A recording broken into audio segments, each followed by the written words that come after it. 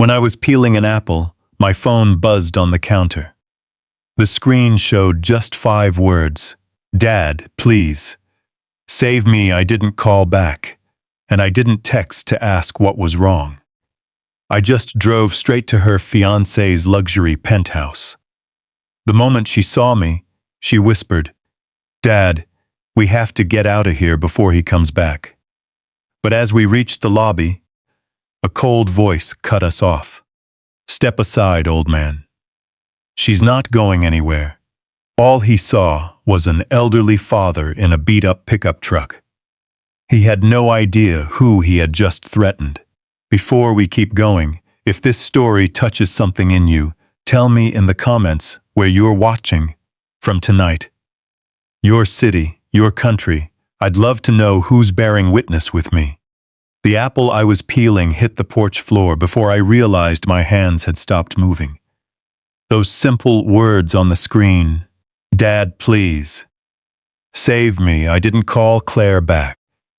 I didn't send a comforting text, ask what happened, or tell her to take a deep breath and explain."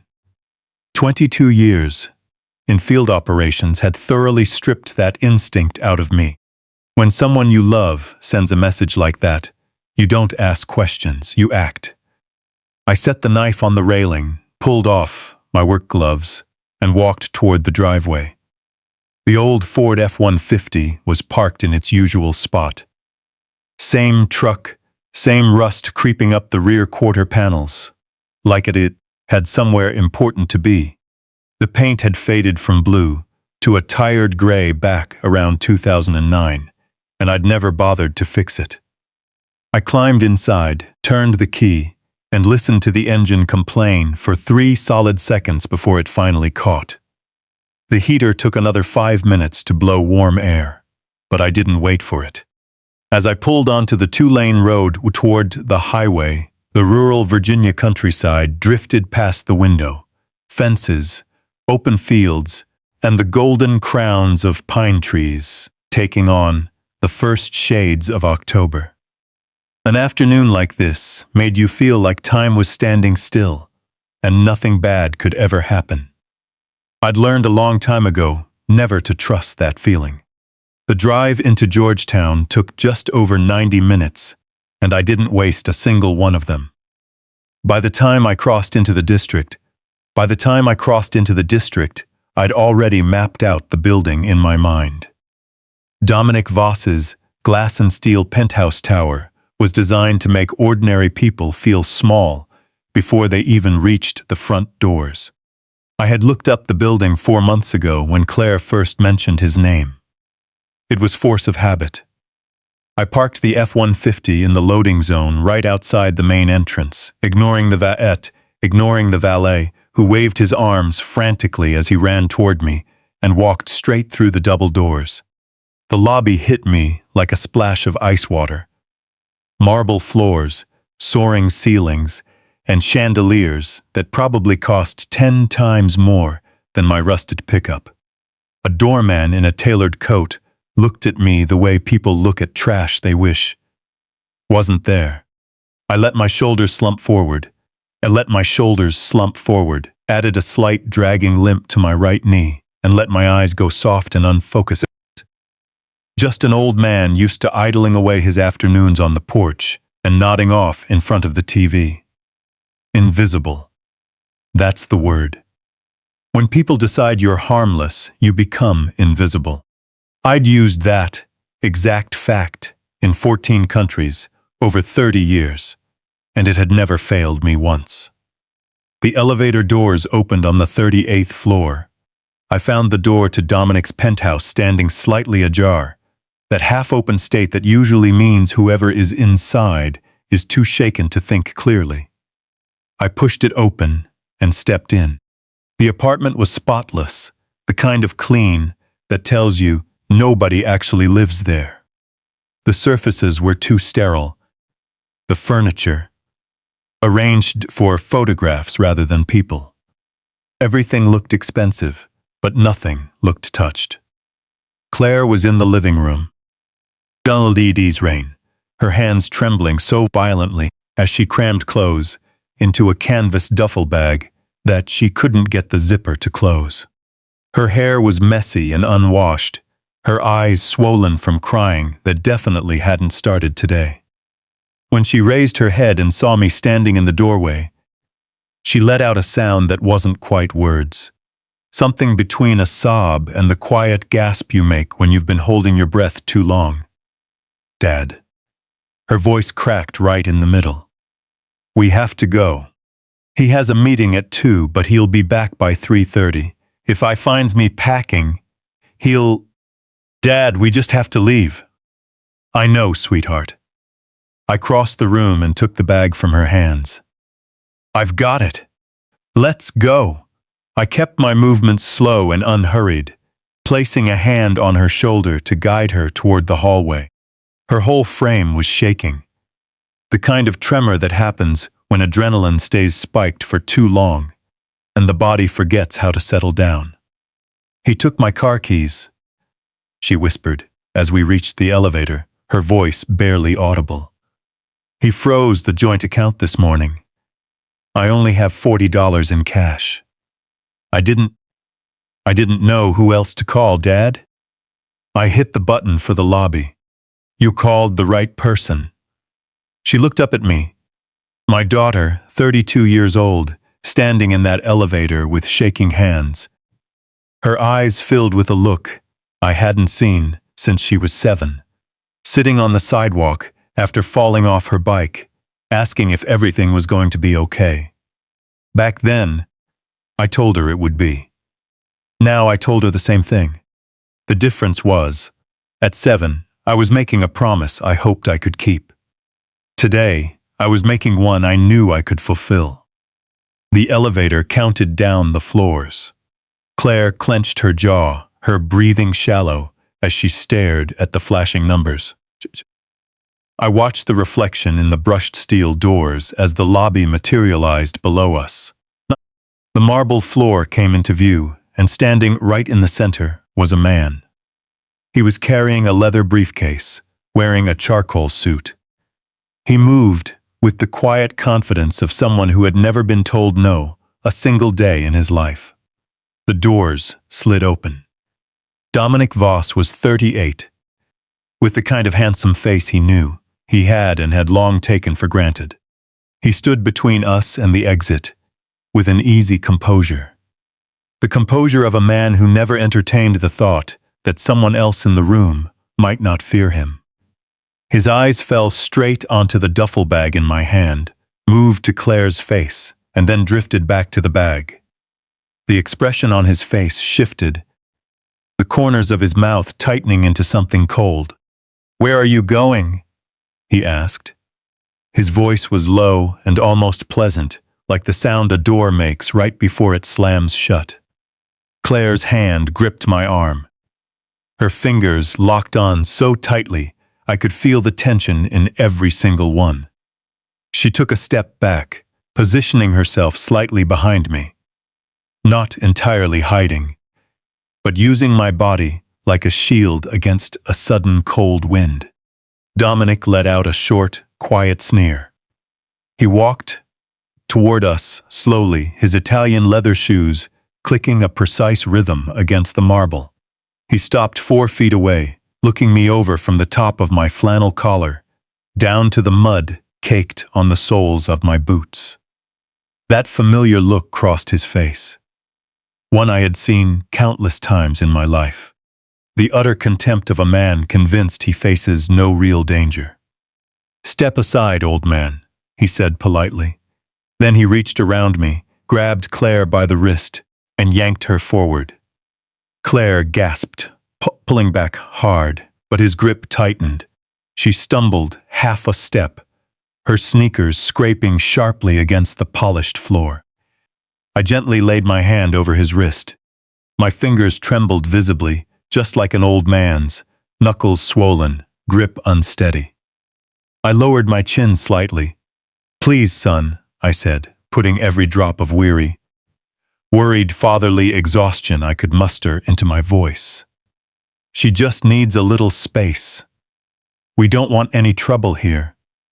Why don't we all just take a deep breath?" Dominic shoved my hand away, hard enough to throw my shoulder back. I let myself stumble half a step to play along, letting my knees bend slightly as I braced against the edge of a nearby reception desk. Behind the counter, the valet was suddenly very focused on staring at the wall. "You don't want trouble," Dominic said, all politeness vanishing from his tone. His voice dropped into that quiet, measured register men use when they want you to know their threats aren't empty. "You drive up here in a truck that belongs in a junkyard. Walk into my building and think you can take what belongs to me. You have no idea who you're dealing with." He turned to Claire, his hand still clamped tightly on her wrist. "Every account you have access to is frozen. Your name is on the lease I own. You walk out that door, and I'll have papers filed by 5 p.m. that will bury you both in legal fees until that pathetic truck is the only thing he has left." Claire's chin quivered. Her eyes were bright and wet as she fought to hold back tears, her lower lip bitten pale. I let my shoulders drop completely. I looked down at the marble floor and gave a slow, quiet nod, the nod of a man who had run out of arguments and accepted defeat. "I'm sorry," I said softly. "I'm really sorry, son. You're right. Let's just let her grab her things, and we'll stay out of your way. I apologize for the inconvenience." Dominic's chest expanded. His grip on Claire's wrist loosened just a fraction. Not releasing her, but relaxing. A look swept across his face that I had seen in very different contexts before. The expression of a man who had just reaffirmed his control, enjoying the specific pleasure of watching opposition crumble. He turned his head to call over the valet. In that split second, I placed my hand on Claire's back and guided her straight through the revolving doors. I didn't sprint. I didn't run. I walked with the heavy, measured stride of a man who had given up, letting everyone see it. I kept my hand on her back, counting the paces to the truck in my head. 22 steps. By the time Dominic's furious shouts echoed from the lobby entrance, the duffel bag was already tossed in the back. The engine was running, and his voice was too far away to matter. I pulled into the traffic stream. Claire pressed herself against the passenger door, one hand flightly around her sport, the other wrapped tightly around herself. Her breathing was quick and shallow as the adrenaline finally began to fade. "He's going to come after us," she said, her voice raspy. "Dad, you don't know what he can do. He has lawyers. There's a judge. He knows a local judge who owes him favors. He told me if I ever left, he'd make sure." "Claire," I said, glancing at the rearview mirror. The lobby entrance was already half a block behind us. "I need you to focus on the road ahead." She turned to look out the windshield, her jaw tight as tears finally overflowed, now that the immediate threat was out of sight. In the mirror, a black SUV with dark-tinted windows pulled smoothly out of a parking garage 2 blocks behind us, settling 3 cars back in our lane. It matched my speed exactly. Claire kept talking. About the frozen accounts, the car keys locked in Dominic's desk, the 6 months of gradual financial control that had been so slow she hadn't realized what was happening until she was left with nothing. I listened to every word, but my eyes stayed on that SUV. When I slowed down, it slowed down. When I drifted right, it drifted right, moving with a practiced carelessness that showed the driver had done this before, but not enough times to be truly good at it. "Where are we going?" Claire asked, wiping her face with the back of her hand. "Home," I said, taking the shortcut. Traffic's light this time of day. I turned, right at the next intersection, into a narrow commercial alley, cut behind a strip club parking lot. and timed it so a delivery truck blocked the entrance behind us. Then I slipped out onto an access road that led straight to the highway ramp. 2 minutes later, I checked the mirror again. Nothing. 30 seconds after leaving that service alley, I knew we were clear. Not safe. Just unfollowed. There's a difference between the two. After 30 years of missions in countries where failing to know that difference meant not coming home, you don't get them confused. Claire curled her knees up to her chest in the passenger seat, wrapping her arms tightly around herself. She stared blankly out the window as the strip clubs and gas stations merged into the highway on-ramp. The crying had stopped, but the aftermath was visible across her face. Red, swollen skin around her eyes, unsteady breathing, and a body braced as if waiting for an impact. "He called me 9 times yesterday," she said softly, her voice strained. I stopped answering after the 3rd. He left voicemails. "Dad, the things he said in those messages." She pressed her lips together tightly. "I deleted them. I shouldn't have deleted them, right?" "We'll handle that later," I said. "Right now, I just need you to keep talking to me. Tell me how long this has been going on." She took a long, shaky breath. 8 months since it started feeling wrong. 6 months since I realized what it actually was. She turned her head toward the window. "He wasn't like this at the beginning. Nobody is. At first he seemed like someone who genuinely wanted to take care of me. He paid for everything. He handled everything. I thought that's what it looked like when someone cared about you." "When did the accounts change?" "February." Her jaw tightened. He said it made more sense to combine them, that managing 2 accounts was inefficient. He talked about it like it was just basic bookkeeping. She let out a dry, hollow laugh. "Efficiency. Like I was some kind of subsidiary. I kept the F-150 at a steady 62 miles per hour. Evening traffic was building on the highway, commuters heading southwest, delivery trucks finishing late runs. Ordinary, mundane. Exactly the kind of cover I wanted. He said if I left, he'd make sure I had nothing." Claire continued, her voice fracturing again around the edges. The control she was trying so hard to hold on to was cracking. "Not just financially. He said he'd make sure nobody believed a word I said. He has a judge, Dad. A local judge named Mercer who owes him favors. He made a point of telling me that. He wanted me to know the system belonged to him, that turning to it was useless." "Judge Mercer," I repeated. "You know him?" "I've heard the name." I didn't elaborate. We crossed the Virginia state line. The highway narrowed. The buildings thinned out, and the first dense stands of hardwoods appeared along the shoulders. The oaks were turning copper, the maples burning red, a classic October landscape reminding you it was more than just a backdrop. Claire uncurled slightly from her defensive posture, lowering her feet back to the floorboard. Her arms stayed crossed over her chest, but some of the rigid tension left her shoulders. "Where does he think we're going?" she asked. "Does he think I'm just going to disappear?"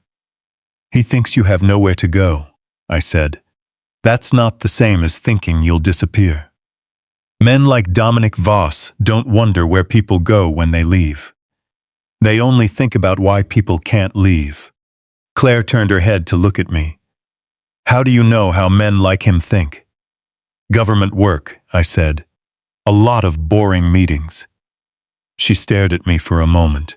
Then, despite everything, despite the swollen eyes, the shaking hands, and the 8 months of slow isolation that had left her standing in a penthouse elevator with $40 in her pocket, she almost smiled. Almost. "You're the strange one, Dad. So you've mentioned," I replied. She looked back out the window. The trees grew thicker, the light softening into a long, warm amber hue. Outside, a red-tailed hawk rode a thermal current above the canopy, its wings motionless against the sky. "I'm scared," she whispered softly. Not really to me, but to the glass, to the hawk, to an October afternoon that seemed far too peaceful for what was happening. "I know you're here, and I know that should make me feel safe, but I'm still terrified." "That's the reasonable response," I told her. "Abel. Being scared means you understand what's in front of you. It's the people who aren't afraid that worry me." She absorbed that, watching the hawk until it dipped below the tree line and vanished. "Are you scared?" she asked. I took one last look in the rearview mirror, the empty stretch of highway, the setting sun, a station wagon, 3 car lengths back with a kayak strapped to the roof. "No," I said. Claire caught something in that brief answer. Something she couldn't quite define, but recognized all the same, like a familiar tone you've heard before without knowing where it came from. She didn't ask anything else.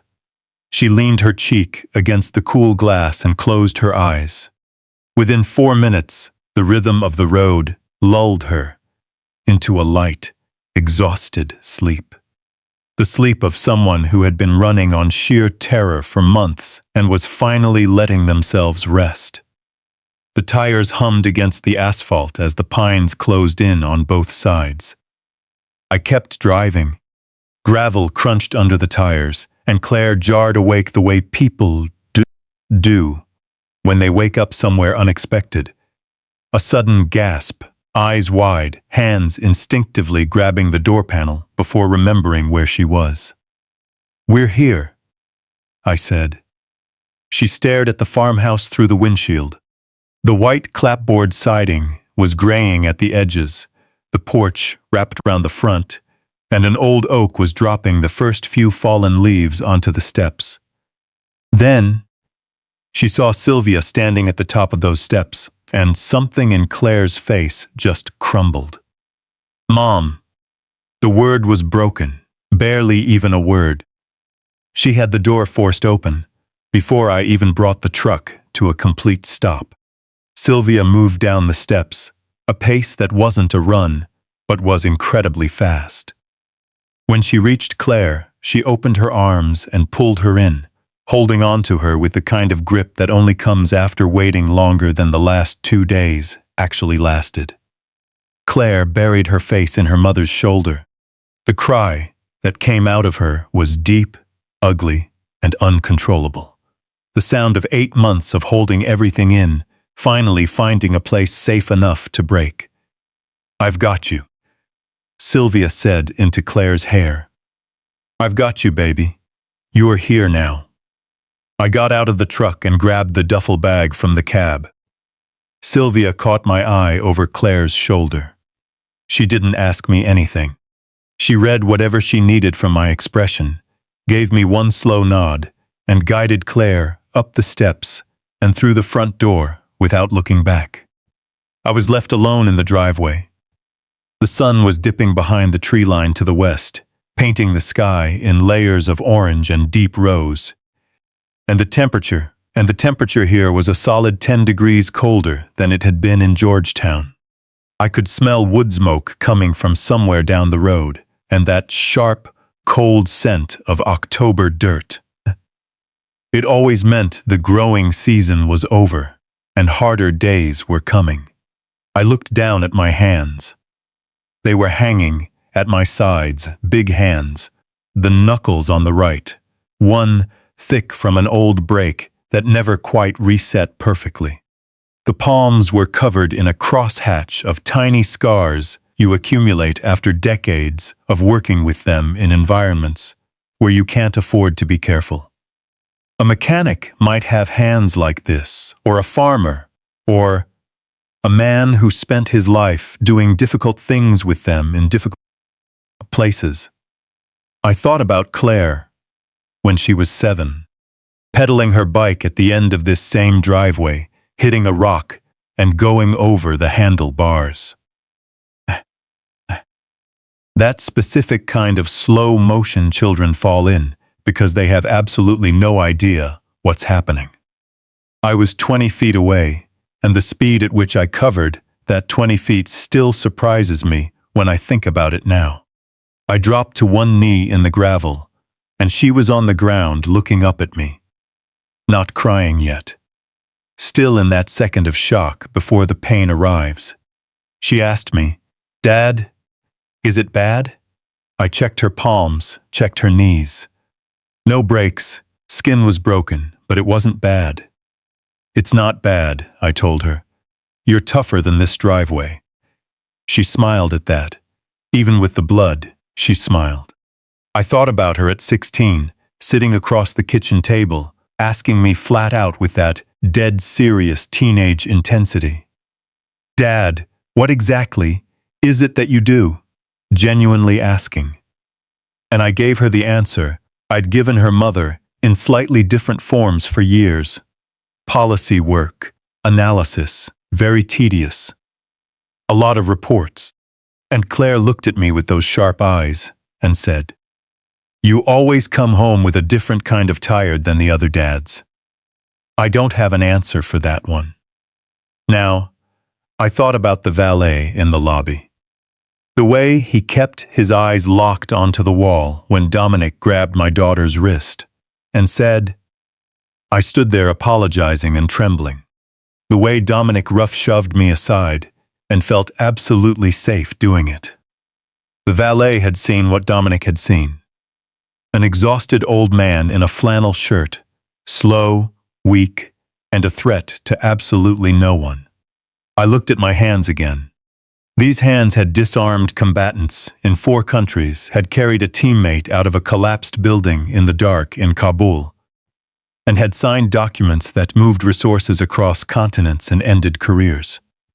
On 3 occasions that will never appear in any public record, I did things I made peace with myself for a long time ago.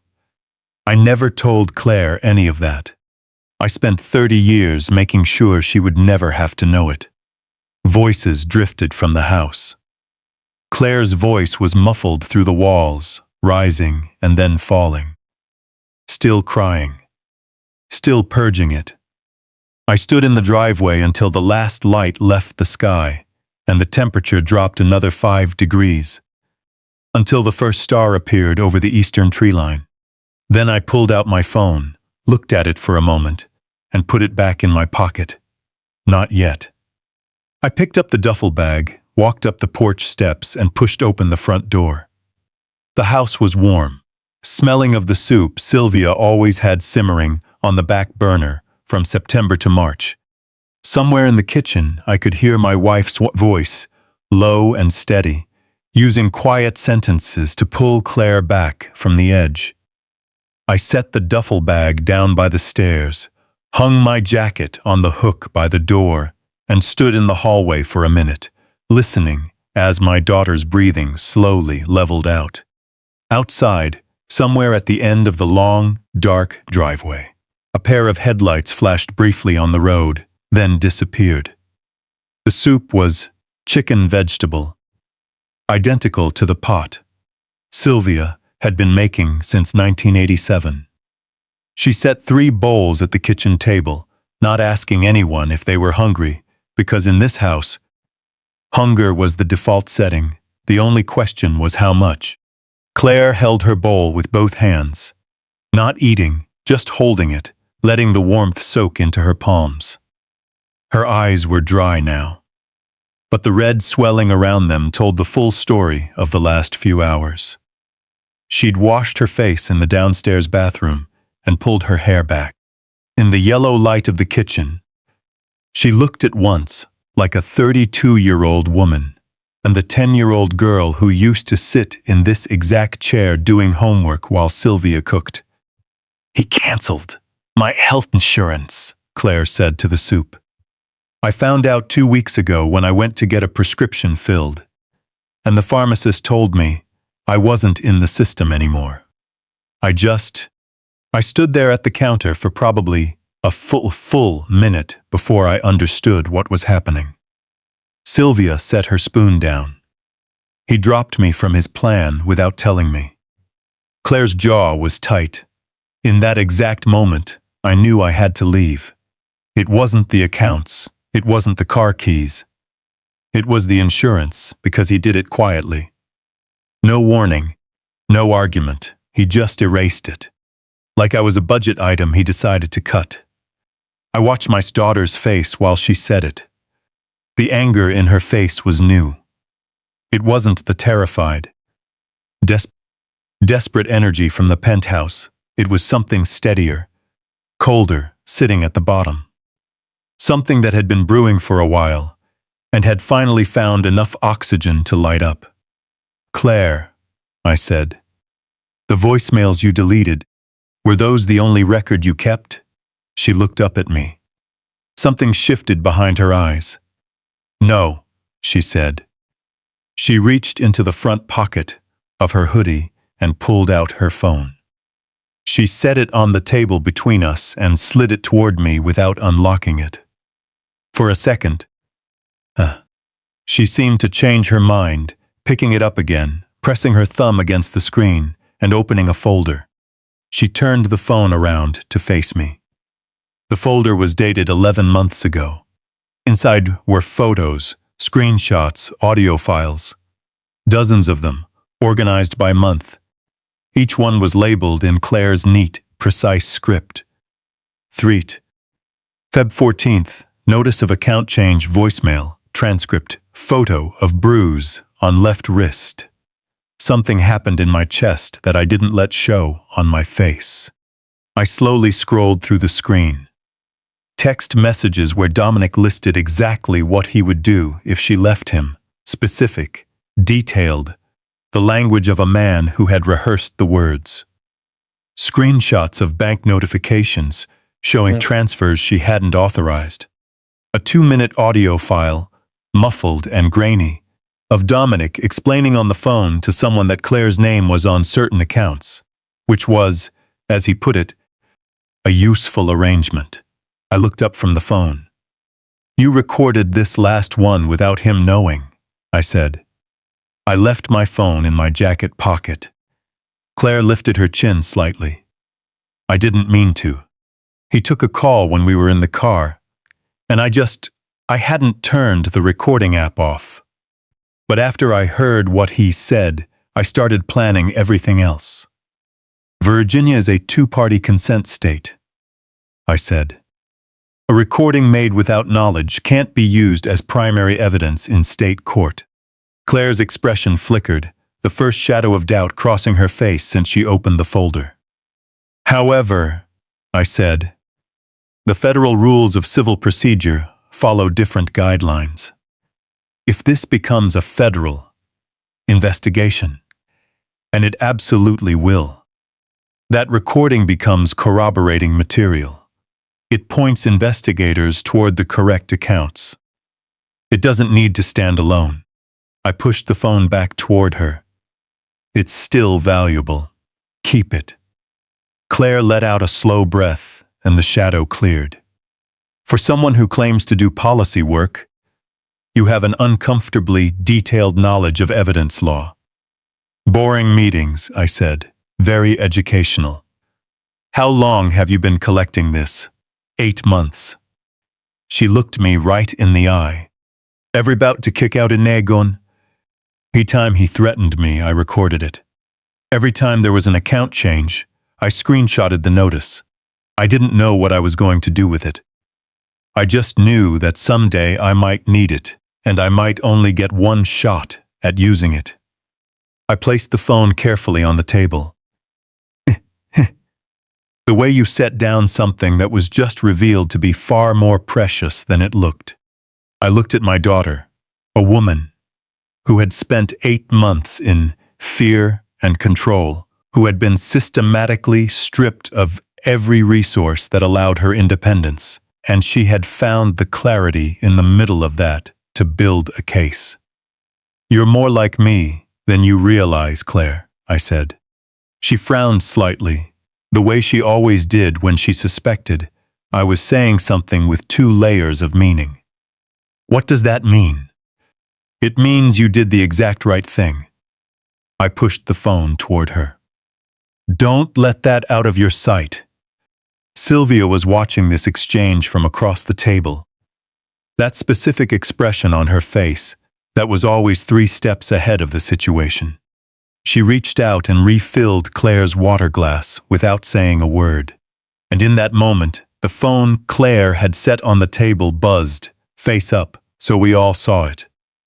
Unknown number. Claire's hand instinctively shot out toward it, but I beat her to it.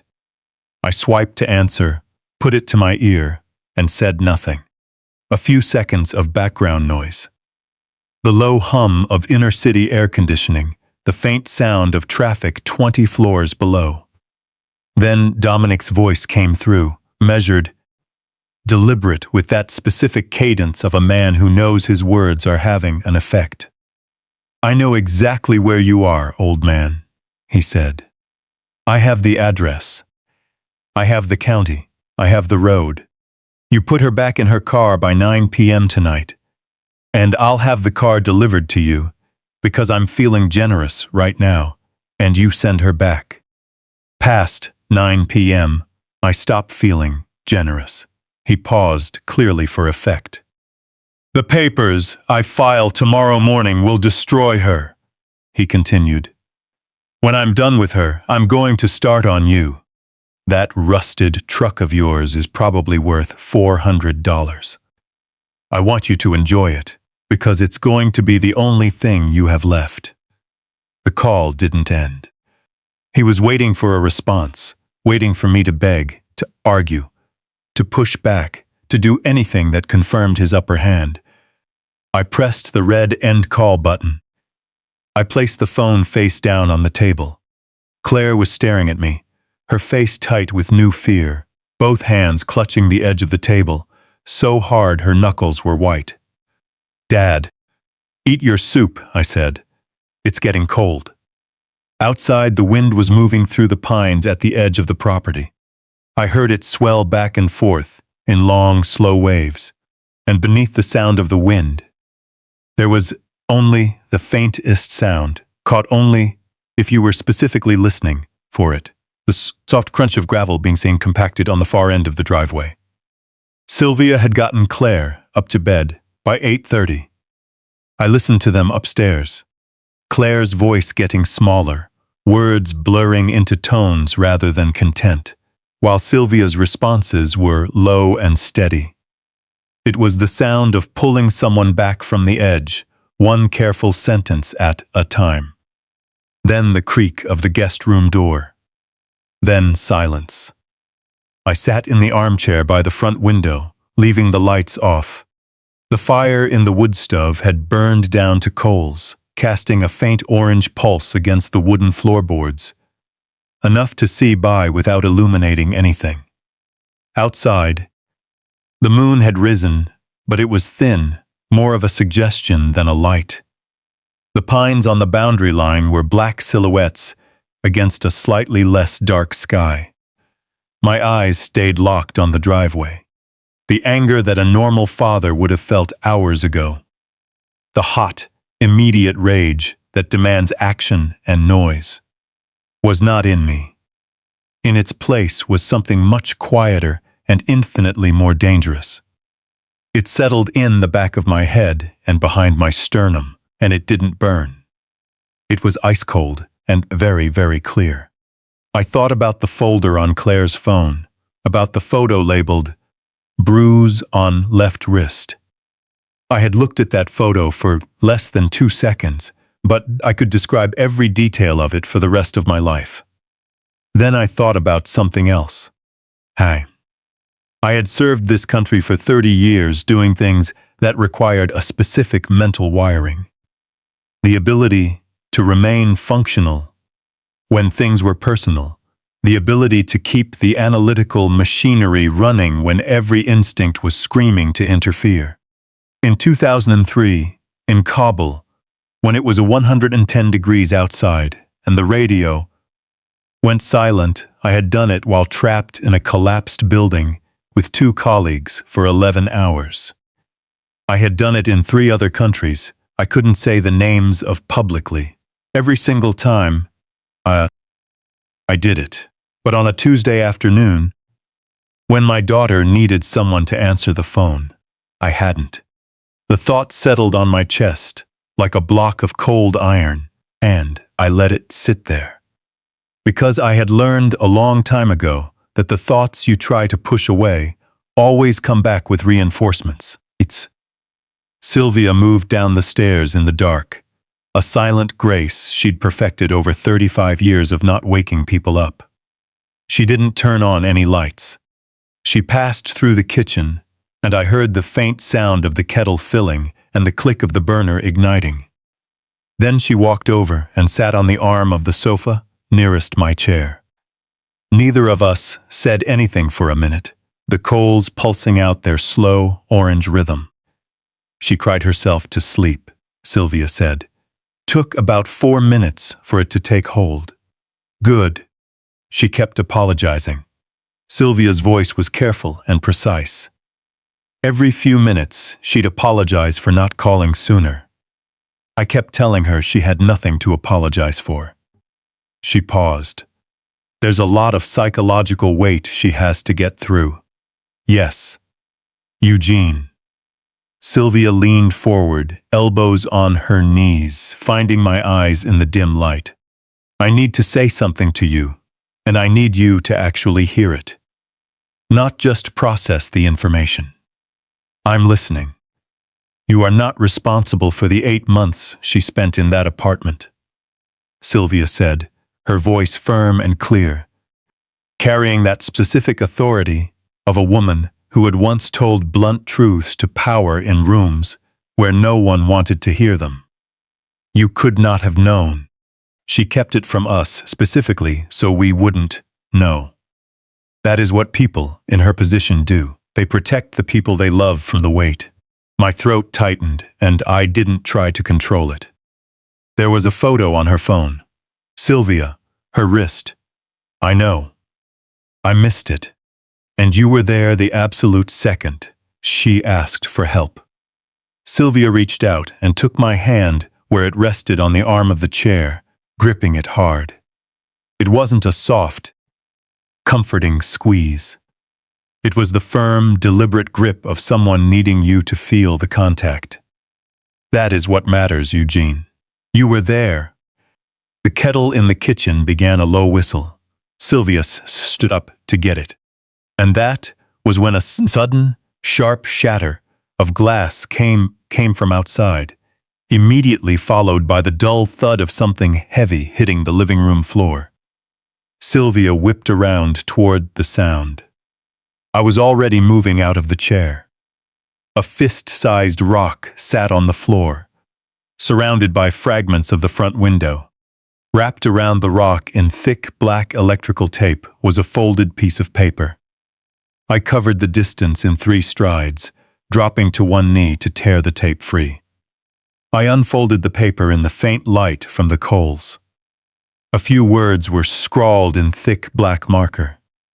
Send her back, or I'll burn this house down. I read it once, then turned it over to check the back for anything else, and I found it. A second piece of paper, folded separately and tucked inside the first.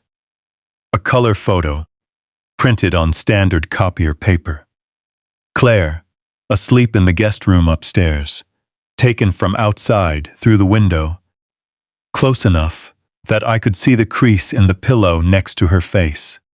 My hands didn't shake, but somewhere deep in my chest, behind the cold iron and the clear analytical silence, something shifted. Something old and very, very quiet, that had been waiting a long time to be needed again.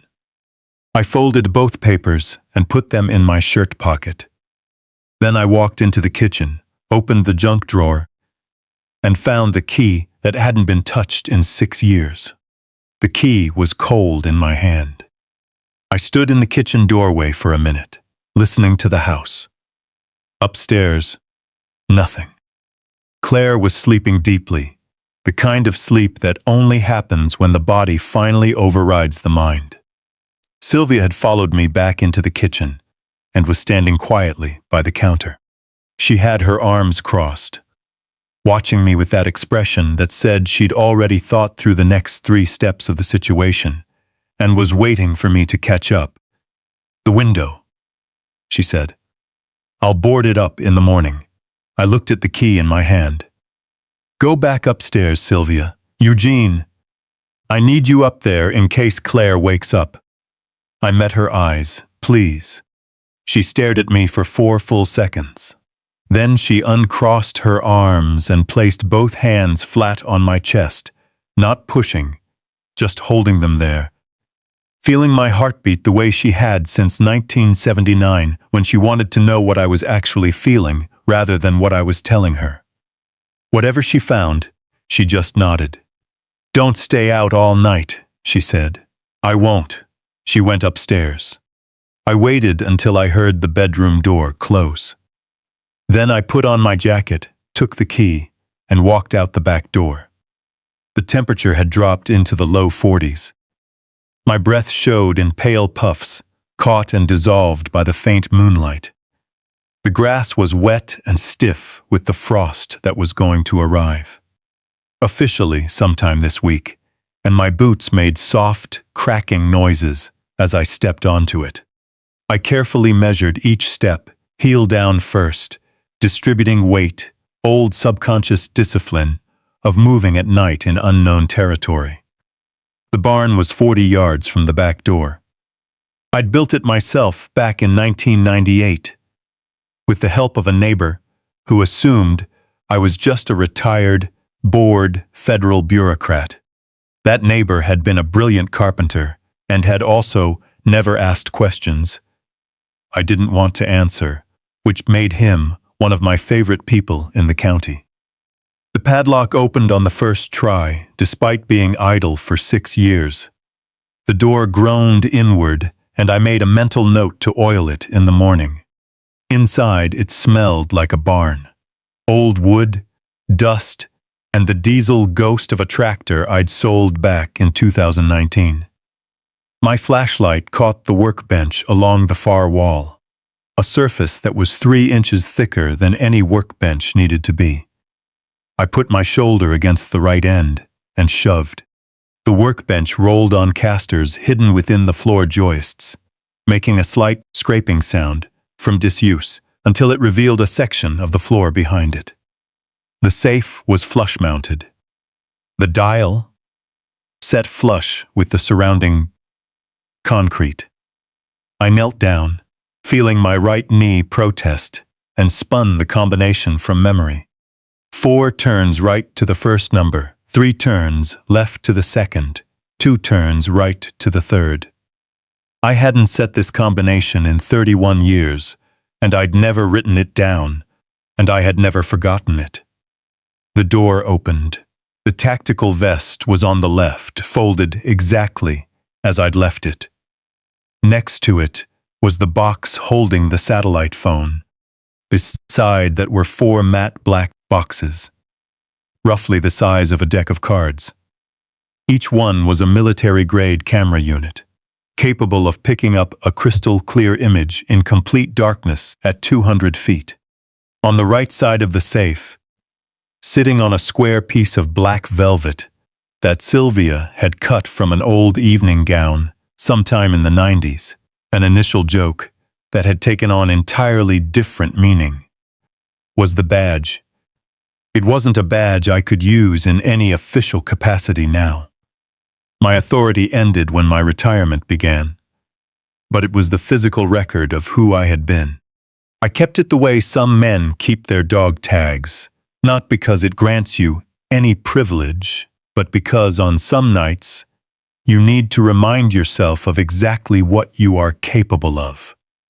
I picked it up, held it for a moment, and put it back. I grabbed the vest and the cameras and closed the safe. For the next 3 hours, I moved around the perimeter of the property, establishing a pattern I had last used in a professional context outside a safe house, in a country I still can't name back in 2015. The cameras went into the hollows of two large oaks lining the driveway, into the thick cedar brush on the northeast corner of the property, onto the eave of the barn facing the road, and into the krukuka, a pine tree closest to the front entrance. An angle that covered both the gate entrance and the gravel turnaround area. Each unit took 11 minutes to position correctly. I didn't rush. While I worked, I thought about the photo of Claire sleeping.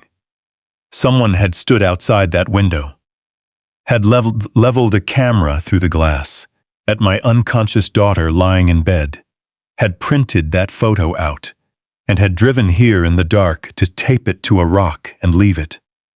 Every step in that sequence was a deliberate message. It wasn't just, I know where you are. It was, I can reach her wherever she is, and there is nothing you can do about it. Dominic Voss sent that message to intimidate me into submission. What he actually did was remove the very last constraint holding me back. When the first hints of gray light began to touch the eastern sky, I mounted the final camera. I stood at the edge of the property where the lawn met the tree line, looking back toward the house. Every angle of approach was covered now, every blind spot eliminated. The video feeds were routed through an encrypted receiver. I'd placed it in the kitchen junk drawer right next to the baby monitor receiver we'd bought when Claire was born, and never thrown away. Dominic thought he was hunting a terrified family in a rural farmhouse. He had just walked into a defensive perimeter built by someone who used to track targets far more dangerous than him. I pulled my jacket tight against the cold and walked back toward the house. Before I reached the porch, the back door opened. Sylvia stood in the doorway in her robe, holding a mug in each hand, backlit by the yellow light of the kitchen. 4 hours, she said, handing me a mug. 3.5. I took the cup. The coffee was black, scalding hot, and I held it in both hands, letting the heat sink deep into my palms. She looked at me, looked at the tactical vest I was still wearing beneath my jacket, looked at the expression on my face, and didn't ask a single question about what I'd been doing out there. She stepped back to let me inside. As I passed her, she placed a hand lightly on my arm, just above the elbow, exactly as she had every morning I left for work over 30 years. I was back. She knew what I had just become again. We stepped inside together. Dawn came through the kitchen window, gray and cold. I had been sitting at the table in my vest for 20 minutes, hands wrapped around my second mug of coffee, when I heard that specific rhythmic creak of the floorboards on the stairs, which meant Claire. Her right foot always landed slightly heavier than her left, a teenage habit she'd never quite lost. She appeared in the kitchen doorway wearing borrowed sweatpants and one of my old flannel shirts. Her hair was messy from sleep, her eyes swollen, though better than last night. She looked at the tactical vest across my chest, her face resolving into a complex mix of emotions. Dad. She walked over to the coffee maker, poured herself a mug, and turned to face me. What is that? Old work gear? It looks like body armor. It's a vest. Sit down, sweetheart. She sat opposite me, hands wrapped around her mug, watching me with the same intense focus she'd had at 7 years old, looking up from that bicycle. A child realizing there was something about the adult in front of her she didn't fully understand. I need to ask you something, she said, her voice steady, though I could see the effort it took. And I need you to actually answer me, not the government analyst version. The real answer. I set my coffee down. All right?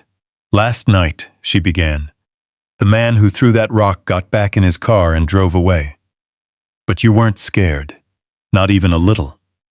I watched you pick up that note. I watched your face, and there was nothing there.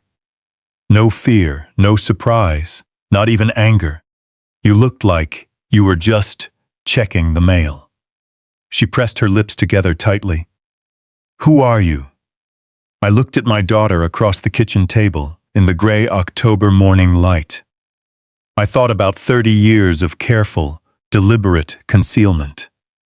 The cover stories so deeply ingrained, they had become second nature. I thought about how I'd constructed an entire version of myself for Claire. Real, genuine, but incomplete. I had always told myself it was necessary. And then I thought about the photo tucked in my shirt pocket. I worked for the Central Intelligence Agency, I said. For 30 years, I retired as the director. The kitchen went dead quiet. Claire's hands tightened around her mug. For a long moment, she didn't speak. I watched her process. I watched the airport drop-offs, the specific kind of tired that set me apart from other fathers, the way I always seemed to know things I shouldn't without ever explaining why. Director, she repeated softly. Yes, director of the CIA. Yes. She let out a long, slow breath, holding herself together by sheer willpower. How long? How long has Mom known? Your mother knew. From the very beginning. It was a condition I set before we got married. No secrets between us about what I did. She could know everything, or I would choose a different line of work. I paused. She chose to know. Claire looked down at her coffee. A single tear fell into the mug, just one, and she blinked hard, refusing to let a second follow. You didn't tell me because the safest version of a daughter is the one who knows nothing. If nobody knows what I am, nobody can use them against me. That was the logic. My throat tightened. It was sound logic, but it was a choice I never fully felt at peace with. She looked up, her eyes bright and wet, but her voice clear. Is that why you came so fast? 2 words, and you dropped everything. 3 words, I said gently. Dad, please, save me. She stared at me. Then a sound came out of her, half law, half sub, and she pressed the back of her hand against her mouth to regain control. Her shoulders shook once, then straightened. 3 words, she repeated. Dad, please. She shook her head slowly. I almost didn't send it. I almost convinced myself I was being dramatic, that I could handle it on my own. I know, I said, reaching across the table to lay my hand over hers. I am so glad you sent it. She turned her palm up and squeezed my hand tightly. Just as she had in the elevator. Just as she had on the driveway gravel when she was 7. For a long while, we just sat there in the cool morning light, coffee steaming between us. Then, the satellite phone in my vest pocket buzzed. I didn't need to look at the screen to know who it was. I'd given that number to Arthur Bellamy back in 2019, telling him to use it only if something couldn't wait. I looked at Claire. I have to take this. She released my hand, gave a short nod, and reached for her coffee. I stepped into the hallway and hit answer. Arthur's voice came through, low, fast, driven by the urgency of a man who had been awake long before dawn. Eugene, he said, we need to talk about Dominic Voss. I've been sitting on something for 2 months, and I think you need to hear it right now. Before Arthur could finish the sentence, there was a knock at the front door. 3 sharp raps. That specific, trained weight of a clenched fist striking wood to assert authority. I knew that knock. I'd heard it on 100 doors across 100 jurisdictions, and it always meant the same thing. Official business, whether you were ready for it or not. Hold on, I told Arthur. I stepped back into the kitchen. Claire was already on her feet, setting her coffee mug down hard on the counter, her eyes wide as she stared toward the front hall. Sylvia appeared at the top of the stairs, one hand on the railing, robe pulled tight. "Stay here," I told Claire. I walked to the front door and opened it. The deputy was young, mid-20s, wearing a county sheriff's department uniform. He shifted his weight nervously between his feet. Tucked under his arm was a thick manila accordion folder, so heavy the rubber band holding it closed bit deep into the paper. "I'm looking for Claire Harlan," he said. "Is she inside?" "I'm her father. I need to serve this directly to her, sir." I stepped back and called Claire's name. She walked into the hallway, and when the deputy saw her, a look of genuine apology crossed his face. He extended the folder. "Miss Harlan, you've been served." Claire took it with both hands. Before the folder was fully out of his grip, the deputy had already turned back toward his patrol car. He didn't look back once. Claire stood in the hall, holding the thick folder to her chest, staring at the closed door as if it might open again to take it back. Then she walked it over to the kitchen table, sat down, and opened the top flap. I watched her face change in stages. First confusion, then realization, and then something that drained every drop of color from her skin. After reading 2 pages, her breathing became short and shallow. She pushed the folder away like it was red hot. "Dad." Her voice cracked completely. "He's suing me. He says I embezzled Tom $2.3 million from his firm's charitable foundation." She pressed both hands flat against the table to steady herself. "There are bank statements with my name on them, but I've never seen these accounts in my life. There are ledger entries. Dad, they look real. They look completely real." I picked up the top folder and began reading.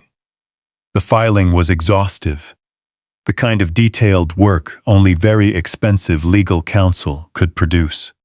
Every fabricated detail was supported by another, reasonable on its own, devastating in its cumulative weight. Bank statements showed wire transfers from the foundation's operating account to personal accounts, bearing Claire's name and social security number. Ledgers showed a pattern of withdrawals spanning 14 months. The whole structure was elegant and relentless. At the bottom of the signature page, "Judge Harold Mercer, Superior Court. Certified and sealed." "He has a judge," Claire said, her voice trembling. I told you, last night he had Mercer. Now Mercer's name is on these papers. I don't have $2.3 million. I don't have $2,300. I have nothing. He's going to—" "Claire." I laid the folder down. "Look at me." She looked up, her chin trembling, tears pooling fast as she fought to hold them back. "He isn't going to win this," I said. "Not because I'm telling you what you want to hear, but because what he just did.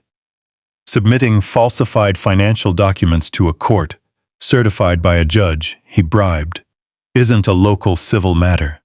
He just committed a federal crime and handed us the physical evidence." She stared at me. "Dad, he has a judge, a local judge. And that local judge just signed his name to evidence of his own corruption," I said. "Dominic Voss thinks he's fighting a local battle with local weapons. He has no idea he just stepped straight into federal jurisdiction." I gathered all 3 folders under my arm. "I need to make a call. Don't touch anything in these folders. Don't respond to any messages. Don't let anyone into this house." Halfway down the hall, my phone buzzed. A text message from an unknown number.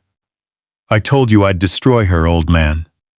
Send her back right now, and all of these charges disappear. Keep playing games and she spends the next 10 years in federal prison. Your move." I read it twice, put the phone in my pocket, and kept walking. Behind me, I heard Claire say something to Sylvia, her voice strained to keep from breaking. Sylvia's response was low and swift. I couldn't catch the words, but I knew the tone. It was the tone she'd used in war rooms and briefing halls. The voice used whenever someone needed to be pulled back from panic by a person who had seen worse and kept their head. I stepped into the study, closed the door, and picked up the satellite phone. Arthur answered on the second ring. I just had a deputy serve my daughter with a fabricated embezzlement lawsuit, I said. $2.3 million, signed and sealed by Judge Harold Mercer. A pause. Then Arthur spoke very quietly. Eugene, I need you to listen to me carefully, because what I'm about to tell you changes the entire scope of this. Go ahead. I heard Arthur move. The sound of a door closing. A shift in acoustics, meaning he'd just stepped away from everyone else. When he spoke again, his voice was dropped into that register reserved for truly serious business. 2 months ago, Arthur said, you called to tell me Claire was seeing a guy named Dominic Voss. You weren't asking me to run a check on him. You just mentioned it in passing, the way you do when you want someone to know something without asking directly. I remembered, and I ran him anyway. A pause. Because I know you, and men who unknowingly date the daughter of a former CIA director are either very unlucky or very stupid. Dominic Voss didn't strike me as stupid. I sat back in the leather chair behind the desk. What did you find on the surface? A successful mid-tier real estate developer. Offices in Georgetown, 3 luxury residential projects in D.C. and Northern Virginia. Good credit, clean record. Arthur's voice was precise and methodical, like reading through a briefing paper. Under the surface, though, it's a completely different picture. His domestic revenue couldn't possibly support his lifestyle or operational costs. His 3 residential projects have sold a combined total of 11 units in 2 years. By any legitimate metric, the man is functionally bankrupt. So where is the money coming from? That's the core question. I could hear him pulling up files on a screen. His corporate accounts show regular capital infusions registered as foreign investments. Anonymous offshore sources, routed through holding companies in the Cayman Islands and Luxembourg. The amounts are carefully structured, broken into small transfers just below federal reporting thresholds to avoid automatic flags. But the sheer volume, Eugene, we're talking hundreds of millions of dollars flowing through his firm over 4 years. The study went dead silent. He's laundering money, I said, on a massive scale. Yes, Arthur confirmed. I couldn't identify the origin of the funds with the tools I had on hand, which is why I didn't call you sooner. I needed more before handing you incomplete intel. He paused. The fabricated lawsuit changes that. When Dominic filed those papers with Mercer's signature, he made 2 catastrophic mistakes. The first is that he put falsified documents into the court record, I said, which constitutes perjury and fraud at a federal level. Exactly. Filing fake financial ledgers with a court isn't a local crime, regardless of which judge signs off. The second those documents hit the court system, they became evidence. Evidence of his crimes, not Claire's. Arthur's voice carried a quiet, restrained anger I recognized. His second mistake was Judge Mercer. I've had eyes on Mercer for 14 months. Eugene, the FBI's Public Corruption Unit, has had an active file on him for over a year. He's been taking kickbacks from multiple developers in exchange for favorable rulings. They've just been waiting for a clean entry point to bring the hammer down. A pause. Dominic Voss just handed it to them on a silver platter. Mercer's signature, on a bogus lawsuit tied to Voss's financial network, is the exact link they needed. I pressed 2 fingers to my lips, thinking for a moment. The lawsuit was a theater piece, I said. It was designed purely to intimidate Claire into compliance. He wasn't thinking past the immediate effect. Precisely. He's not thinking strategically. He's thinking like a man used to local intimidation tactics working, incapable of understanding why it won't work this time. Arthur cleared his throat. There's a third thing, Eugene, and this one is worse. Tell me. Tell. Claire's name appears on 3 separate LLCs registered by Dominic over the past 8 months. The filings carry notarized signatures, supposedly hers. I had a handwriting analyst look at copies this morning. His voice was flat, deliberate. They're forged, professionally forged, but forged nonetheless. My grip on the phone tightened. These LLCs, I asked carefully.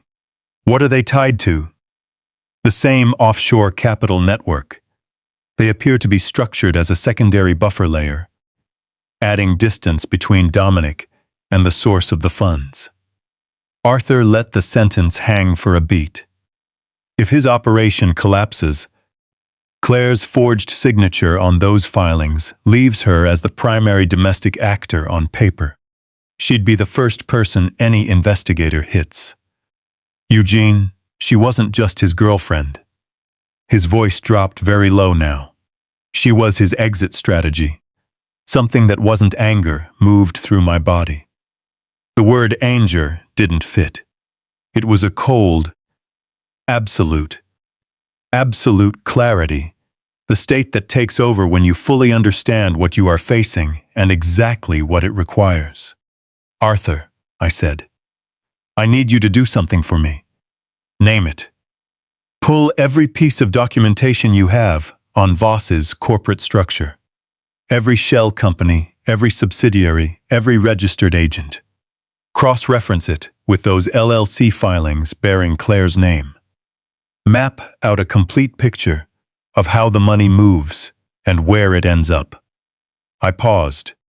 I also need a forensic contact, someone who can trace those offshore routing numbers through FinCEN without triggering a formal investigative alert.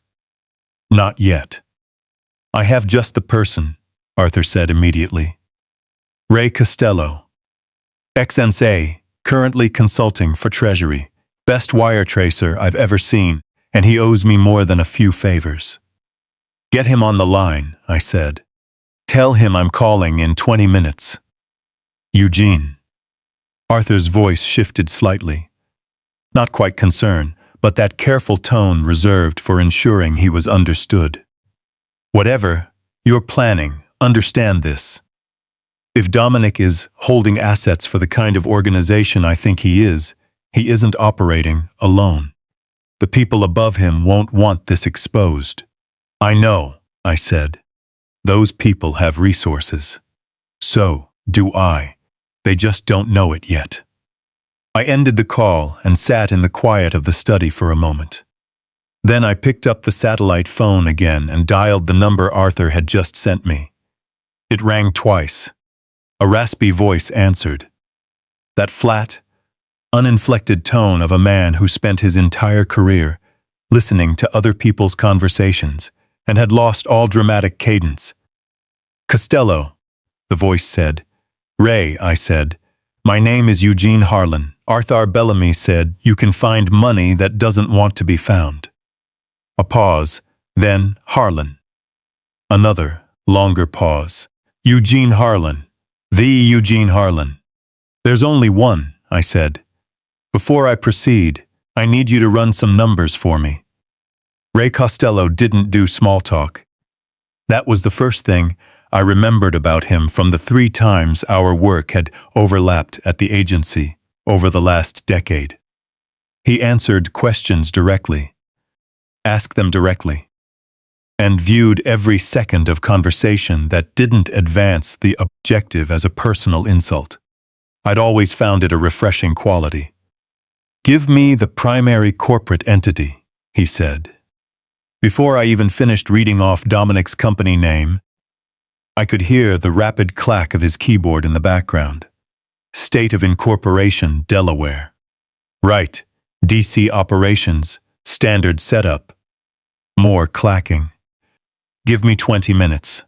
He didn't say goodbye. The line went quiet, though he didn't disconnect, a field habit of keeping the channel open so both sides can communicate immediately the second something surfaces. I sat in the leather chair, listening to the faint tap of keys and the occasional low grunt from Ray that I couldn't make out. 11 minutes later, he came back on. "All right," he said, his voice subtly shifted. The flat professional tone now carried a sharp edge. The sound that happens when you uncover something truly unexpected. His domestic revenue picture is exactly what Arthur described, functionally bankrupt. 3 residential projects, almost 0 legitimate sales. Operating overhead should have crushed this firm 18 months ago. A beat of clacking, yet his corporate accounts show a consistent, massive, positive balance. Meaning the money is coming from somewhere completely off the standard ledgers. "The offshore accounts," I said. "I'm looking at them right now through FinCEN's international wire monitoring system." Ray's voice dropped slightly, the instinctual quiet when reading something severe. "Eugene, these aren't passive investment accounts. These are active transfer nodes. Capital comes in from source accounts in the Cayman Islands, moves through intermediaries in Luxembourg, gets broken into amounts between $8,000 and $9,000. Just under the bank. Secrecy Act's $10,000 threshold for automatic currency transaction reports, and lands in Dominic's operating accounts, registered as anonymous foreign development capital. What's the 4-year total?" A pause. $340 million. The study went dead silent. "He's running a full-scale commercial laundering network," I said. "An exceptionally sophisticated one. That split alone, structuring deposits below the $10,000 reporting threshold to intentionally bypass federal reporting, constitutes a federal felony under Title 31, Section 5324 of the United States Code." Ray confirmed, his tone leaving no room for doubt. "It's completely separate from the underlying fraud charges. But Eugene, that's not even the part that concerns me the most." The steady click of his keyboard came to an abrupt stop. "I traced the routing numbers on the source accounts," he said. "The primary nodes in the Cayman Islands map directly back to a financial network that the FBI's Financial Crimes Division and Interpol have been tracking for 5 years. It operates across 11 countries. The Bureau has been trying to identify their domestic nexus inside the United States for 3 years." I pressed 2 fingers to my temple. "Dominic Voss is their domestic laundering vehicle," I said. "He's an executive middleman." Ray corrected with cold precision. "He doesn't own the operation. He holds the keys for people far more dangerous than a Georgetown real estate developer. Which means the moment his operation begins to fail, he becomes an existential liability to them," I reasoned. "And the people running an 11-country network don't handle liabilities gently. Which is why he panicked when Claire left," Ray stated flatly. "Her name was already on those secondary corporate filings. If she walked away and started talking, the entire domestic buffer would collapse. She wasn't a girlfriend he was trying to control," Ray added, his voice completely unvarnished. "She was a firewall he was trying to maintain. I thought of my daughter sitting at the kitchen table, her hands trembling around a coffee mug. I thought of the photograph tucked into my shirt pocket. Judge Harold Mercer, I said. His name is on the complaint Dominic filed this morning. A brief pause stretched over the line. Then Ray let out a dry, humorless sound. Mercer. Eugene, the FBI's public corruption unit, has had an active file on Mercer for 14 months. The only reason they hadn't closed the net was because every kickback he took was disguised just enough to pass as legitimate income. A campaign contribution here, a consulting agreement there. The keyboarding resumed. Faster now. I'm cross-referencing Mercer's financial disclosures with Dominic's subsidiary filings right now.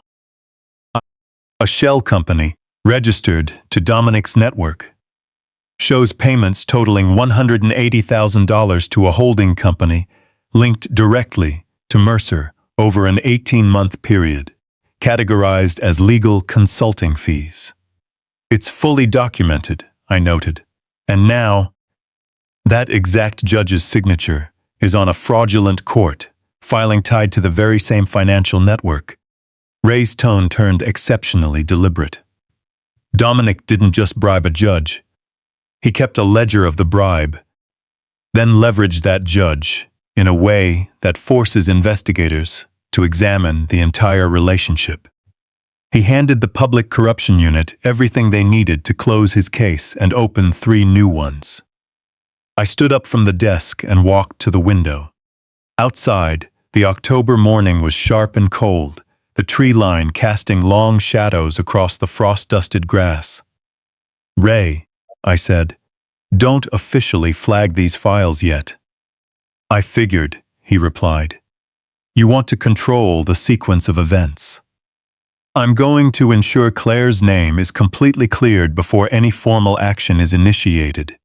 Those fraudulent filings bearing her signature need to be excised before investigators start pulling threads. Arthur can handle the forged documents, Ray noted. Give him the originals and a clean chain of custody, and he can have a federal judge issue an order striking her name before any criminal referral is formally processed. He paused for a second. Eugene, one more thing. Go ahead. Dominic is going to realize something is wrong.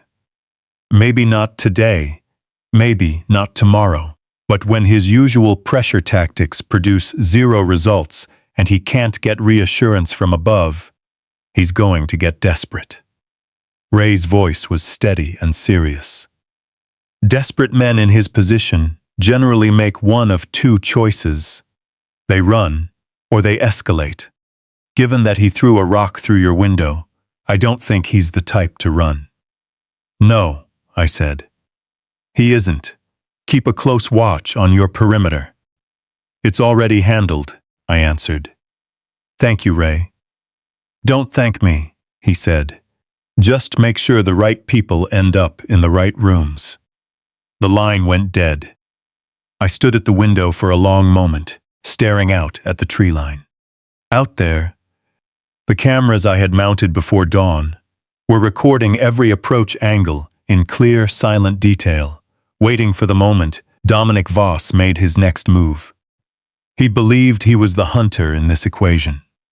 But from the moment those elevator doors opened, he had been profoundly mistaken. Arthur called back at 2:17 in the afternoon. I was sitting at the kitchen table with a notepad, systematically structuring the sequence of events to present to federal prosecutors. Not because I intended to handle the case myself, but because 30 years in intelligence had taught me one fundamental truth. The person who controls the narrative controls the outcome.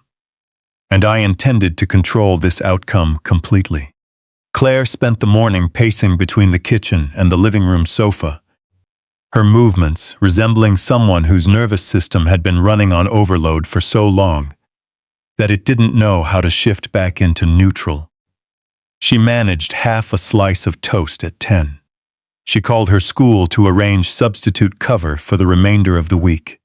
She asked me twice if she needed a lawyer. Twice, I told her Arthur was handling it, and twice she nodded before returning to stare blankly at a spot on the wall. Sylvia stayed beside her all morning, doing what she was exceptionally gifted at, being a quiet, steady, reassuring presence for someone who needed support rather than advice or information. It was a skill that looked simple until you actually tried to do it. "The full corporate picture is assembled," Arthur said when I answered. "It's considerably worse than what I had 2 months ago. Walk me through it." His 3 residential development projects are essentially hollow shells. The physical structures exist, and the condo units exist, but the sales are circular transactions between related entities designed to create the illusion of legitimate revenue. When my team cross-checked the buyers' names against public records, over 60% traced back to the exact same network of LLCs that Ray identified in his wire analysis. Arthur's voice was precise and controlled. The entire operation is a closed loop. Foreign capital enters, cycles through fake real estate transactions, and comes out the other end registered as clean domestic real estate income. Eugene, the federal prosecutor who gets this file, won't even need to build a case. The case is already built. Dominic built it himself. "What are the actual legal consequences if this comes down on him?" I asked. "Wire fraud under Title 18, Section 1343. Money laundering under Section 1956. Conspiracy, structuring transactions to evade reporting." We're looking at mandatory minimums that stack consecutively. Any federal prosecutor handling this can easily secure 20 years without breaking a sweat. He paused. On the civil side, those 3 residential projects alone represent hundreds of millions in fraudulent transactions. The government will seize every asset he's ever touched. I wrote 2 lines on the notepad and underlined them. "The LLC filings bearing Claire's name," I said. "How clean is the evidence of forgery?" My handwriting analyst has a signed affidavit ready. I also have a forensic accountant who can certify that these LLCs show 0 financial activity connected to Claire. No deposits, no withdrawals, no correspondence, nothing. Her name was placed on those registrations purely to serve as a liability buffer. Arthur's tone hardened. "Eugene, what Dominic did to Claire constitutes identity fraud under Title 18, Section 1028. That charge alone carries up to 15 years. Before I could respond, my phone gave a single vibration alert. A notification from one of the perimeter cameras. I pulled up the feed on the encrypted receiver I had moved to the kitchen counter earlier that morning.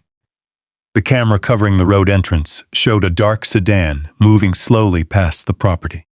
It didn't stop, just rolled by at that deliberate crawl of a driver searching for a specific target.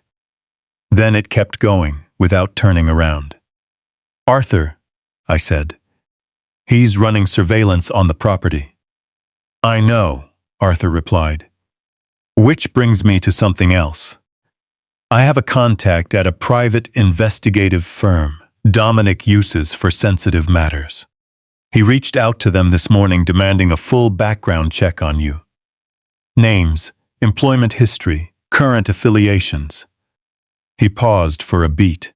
"They called me 40 minutes ago." I set my pen down. "They called you.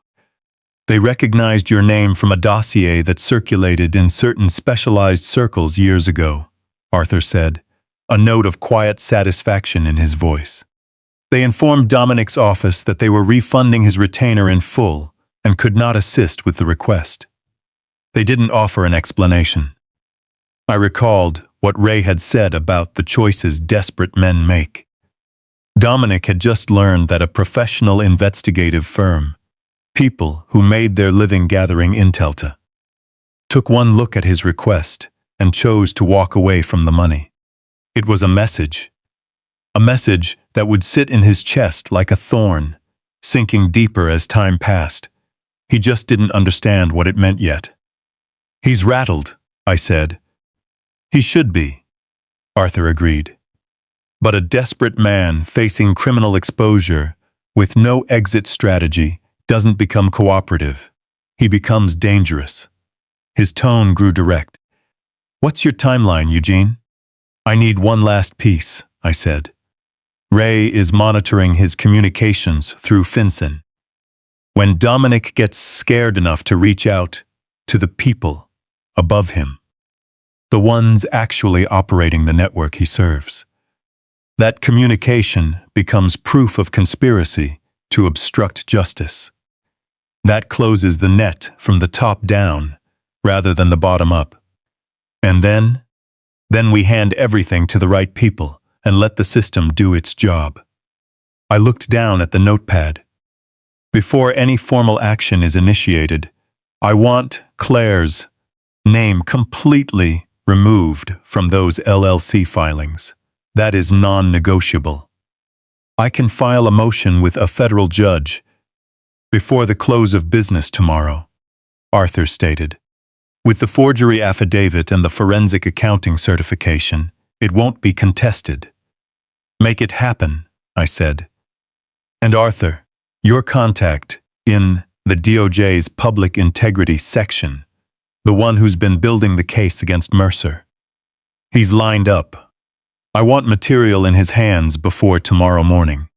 Not everything, just enough to ensure that when this machine starts moving, it moves in the right direction." "I'll prepare a brief tonight," Arthur said. He hesitated briefly. "Eugene, you know that when this breaks, it's going to cause a significant ripple. I know my name will stay out of it." "My name was never in it," I said. "That's the point." I ended the call and looked down at the 2 underlined lines on the notepad. Then I looked up at the kitchen doorway. Claire was standing there, holding a freshly poured cup of coffee, looking at me with a very familiar expression. It was the same look she had given me at 7 years old, the moment she realized the training wheels had been removed and my hand was no longer holding the back of the seat, uncertain, but moving forward anyway. "Progress?" she asked. "Yes," I said. She gave a single tight nod, then turned and walked back toward the living room. Outside, the afternoon light was turning golden through the pines. Somewhere down at the end of the driveway, I knew Dominic Voss was making a decision he didn't yet realize would be his last as a free man.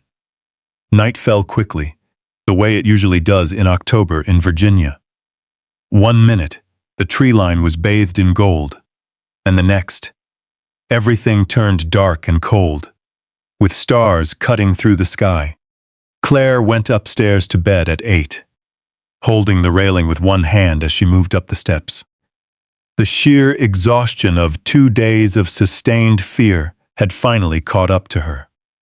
She hugged me at the bottom of the stairs.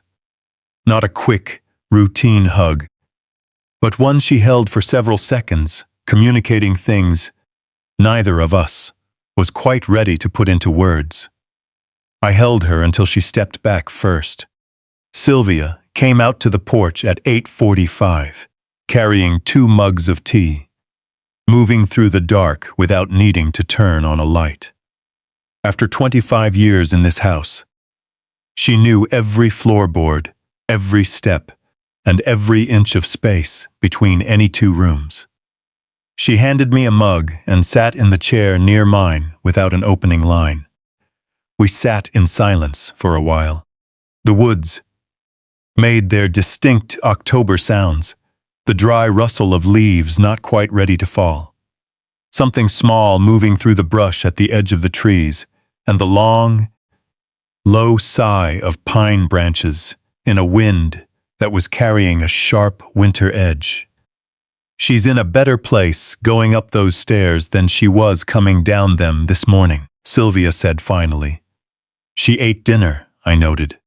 That's real progress. When you were on the phone this afternoon, she asked me if you were afraid. Sylvia held her mug in both hands. I told her I hadn't seen you afraid since 1987, and I wasn't even sure you remembered how. What did she say to that?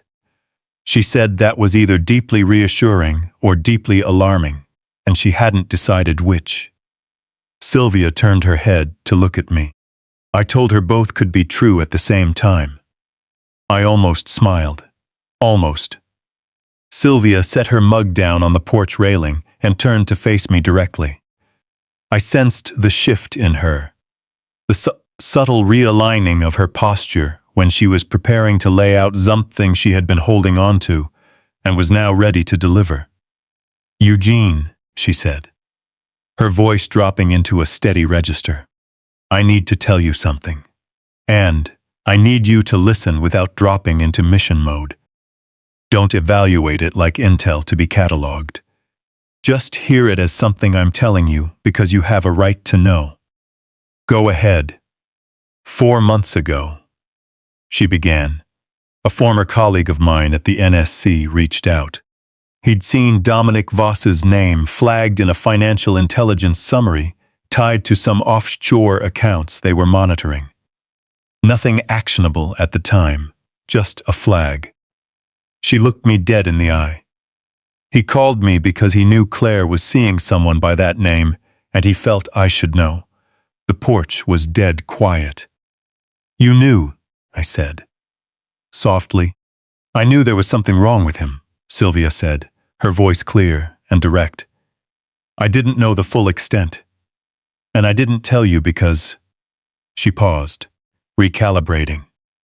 I didn't tell Claire because she needed to make her own choices about her life.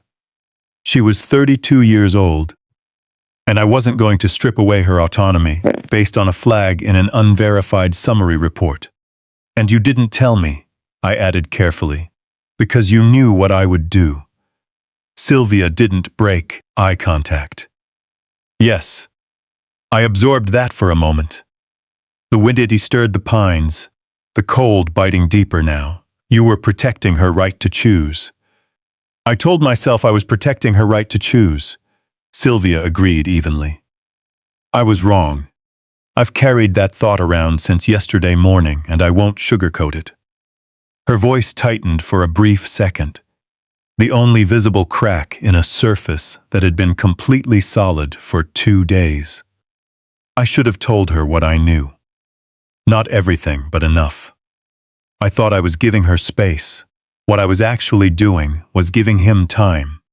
I reached over and laid my hand over hers on the arm of the chair. She turned her palm up and squeezed my hand tightly, the way she always did when it mattered. Sylvia, I said gently. She got out. She made the call. We're here. I know. Her chin set firmly. That doesn't make me right? No, I conceded. It doesn't. We sat together in the cold, her hand locked in mine, as the night deepened around the porch. There's one more thing, Sylvia said. She reached into her cardigan pocket with her free hand and pulled out a manila folder, its edges worn from frequent handling. She laid it on the arm of my chair. I spent 4 months compiling this, cross-referencing what my NSC contact told me with everything I could pull from public records. She looked at the folder, then back at me. I think it's time you read it. I picked it up. Even in the faint light spilling from the window, I could see her neat labels. Corporate structure, financial patterns, judicial links, timeline. A full 3 inches thick. 4 months of quiet, patient, methodical work. Sylvia, I murmured. Read it tonight, she said. There are things in there that Arthur and Ray might have missed. She stood up and retrieved her mug. And tomorrow morning, I'm going to pay a visit to Dominic Voss. I looked up at her. That isn't a good idea. She looked down at me with an expression she had used in every tough room she'd ever commanded. The look of a woman who had spent a career being told what was or wasn't a good idea by people who subsequently realized they had underestimated her. He requested a meeting, she said flatly. His attorney called while you were on the phone with Arthur this afternoon. He wants to negotiate. He assumes you'll be the one showing up. She picked up her mug from the railing. He isn't prepared for me. She walked inside. I sat on the dark porch with the folder on my lap, cold air wrapping around me. I turned to the first tab and began to read. The next morning at 9:15, Sylvia departed. She wore your dark navy coat, her hair pinned neatly back, carrying the structured leather briefcase that had accompanied her through every workday of her career. She had never replaced it because she saw no reason to fix something that performed its intended function flawlessly. I watched her back the car down the driveway from the kitchen window. Claire walked up beside me, holding a mug of coffee, watching as well. Should we be worried about her? Claire asked. No, I said. She looks like she's going to a board meeting. She looks like she's going to war, Claire observed. It's the same expression. Claire turned to look at me. You're both extraordinarily intimidating people, she noted, a faint trace of humor returning to her voice for the first time in 2 days. I took it as a positive sign. Arthur called at 9:40 to confirm that Sylvia had arrived at the building and passed through security. He had a contact at the front desk, a retired agency guy doing private security, who notified him the moment she stepped into the lobby. She's heading up, Arthur reported. Eugene, to be frank, I've seen a lot of capable people walk into difficult rooms. But she carries herself differently. I know, I said. Do you need me on the line? No. Give her the room. I hung up, pulled up the perimeter camera feeds on the encrypted receiver, and checked all 4 angles. Driveway clear, road clear, tree line clear. Then I poured a second cup of coffee, sat down at the kitchen table, and waited. What Arthur told me later was confirmed by his contact in the building, as well as by the small audio recorder Sylvia carried in her coat pocket. A habit developed over 30 years of attending meetings where people later developed selective memories. Dominic Voss received Sylvia in his 35th floor office, maintaining the condescending demeanor he reserved for people he had already written off as non-threats. He offered her a chair across from his desk, remaining seated behind it himself. Mrs. Harlan, he began smoothly. I was expecting your husband. My husband, Sylvia replied, settling into the chair and placing her briefcase across her lap, decided his time was better spent elsewhere.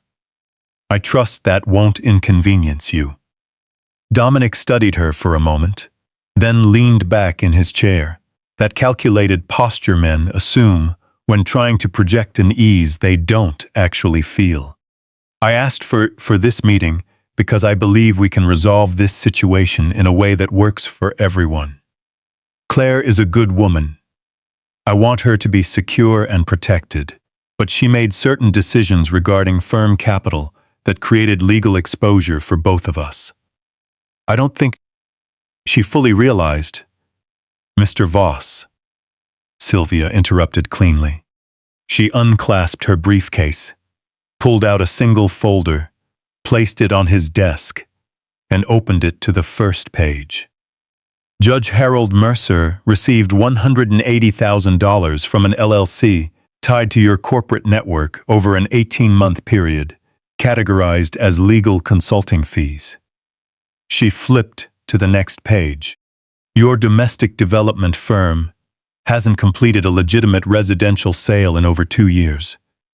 Your operating accounts are sustained entirely through wire transfers from offshore entities in the Cayman Islands and Luxembourg. Next page. Claire's name appears on 3 separate LLC registrations carrying forged signatures. A forensic handwriting analyst has already submitted a signed affidavit confirming those forgeries. A federal judge will be requested to strike those registrations before the close of business today. Dominic's relaxed posture vanished, replaced by an absolute, rigid stiffness. "I don't know what you think you have," he began. "I have everything," Sylvia said, her voice remaining completely level. "The complaint you filed this morning constitutes perjury and fraud at a federal level. The judicial relationship you leveraged to certify it is, as of this morning, under active review by the FBI's Public Corruption Unit. And the financial network your firm serves has been under international surveillance for 5 years." She closed the folder, leaving it on his desk. "What you fail to grasp, Mr. Voss, is that you didn't threaten a frightened woman and her elderly father. You threatened my family." Dominic stared at her across the desk, a succession of expressions passing rapidly across his face. Shock, calculation, and a failing effort to maintain control. "Who are you?" he asked, his voice barely above a whisper. "I served as a deputy national security advisor for 11 years. Sylvia stated quietly, standing up and picking up her briefcase. "I advised 3 presidents. I have sat in rooms far tougher than this one, across from men infinitely more dangerous than you." She looked down at him without malice, without drama, with the cold certainty of someone who already knows how the story ends. "I am leaving this folder with you so you understand precisely what is about to happen. I suggest you speak with your attorney today." A different one than Mercer recommended. She turned toward the door. "Mrs. Harlan." Dominic's voice had lost every trace of authority, replaced by something raw and desperate. "What does your husband want?" Sylvia paused at the doorway and looked back over her shoulder. "He wants you to make one more phone call," she said evenly. "And when you're terrified enough that you have to make it, you'll know which one it is." Then she walked out. Ray Costello called at 12:47 p.m. I was sitting at the kitchen table, with Sylvia's 4-month folder spread out before me, cross-referencing her notes with the timeline Arthur had sent over the secure link the previous evening. Sylvia had returned from Georgetown at 11. She stood at the counter eating lunch, walking me through the meeting in Dominic's office with a calm, methodical tone. Everything had unfolded precisely as she had anticipated. Claire had stood in the doorway listening, her arms wrapped tightly around herself, her eyes widening with every sentence. When Sylvia finished, Claire looked at her mother for a long beat and said, "I genuinely had no idea who you two actually were." To which Sylvia replied, "Good. That means it worked." When the satellite phone vibrated, I picked it up on the second ring. He made the call. Ray said without greeting or preamble. Just those 4 words, spoken with the quiet satisfaction of a man who had been waiting for a predicted event and watching it arrive on schedule. I pushed my chair back from the table and stepped into the hallway. 23 minutes after your wife walked out of his office, Ray continued. He held out longer than I expected, frankly. Most men in his position would have lunged for the phone before she even reached the elevator. A brief beat of keys tapping. He used a burner phone purchased this morning, which tells me he was already contemplating the call before Sylvia walked in. Her visit simply accelerated his timeline.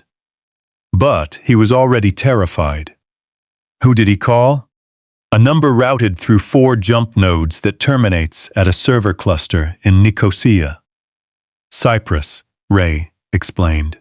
We've had an active flag on that number for 19 months. It belongs to the primary communications node for the financial network above him. The people whose money he's been moving. I heard Ray pulling up a transcript log. The call lasted 4 minutes and 11 seconds. Finson's intercept picked up the entire audio. To summarize the operational jargon, Dominic informed them that his domestic situation was compromised. He specifically used that word. He requested what he termed extraction assistance.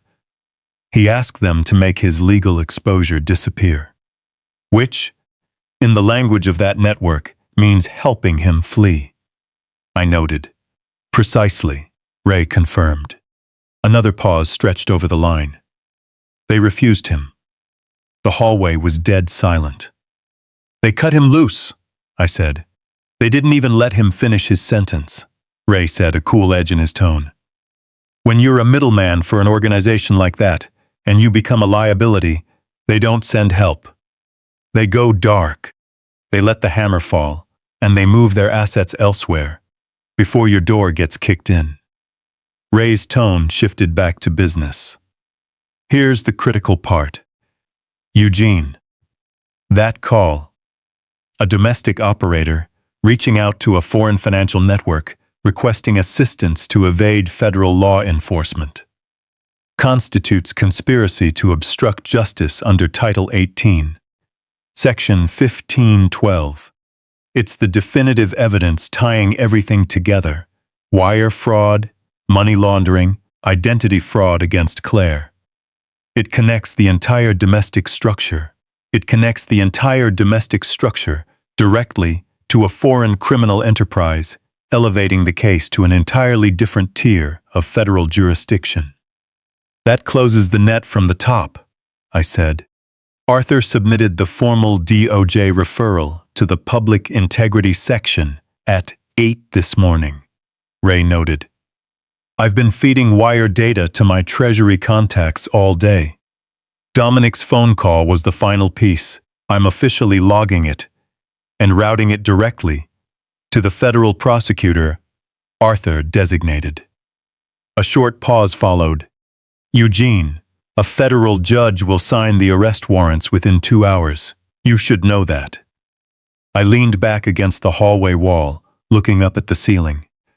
For 30 years, I operated in the space between visible authority and actual consequences, understanding that the distance between what was happening and what could be proven was the only metric that mattered. I had spent decades shortening that distance for other people's countries and other people's problems. And now I had just shortened it for my daughter. The LLC filings, I checked. Claire's name.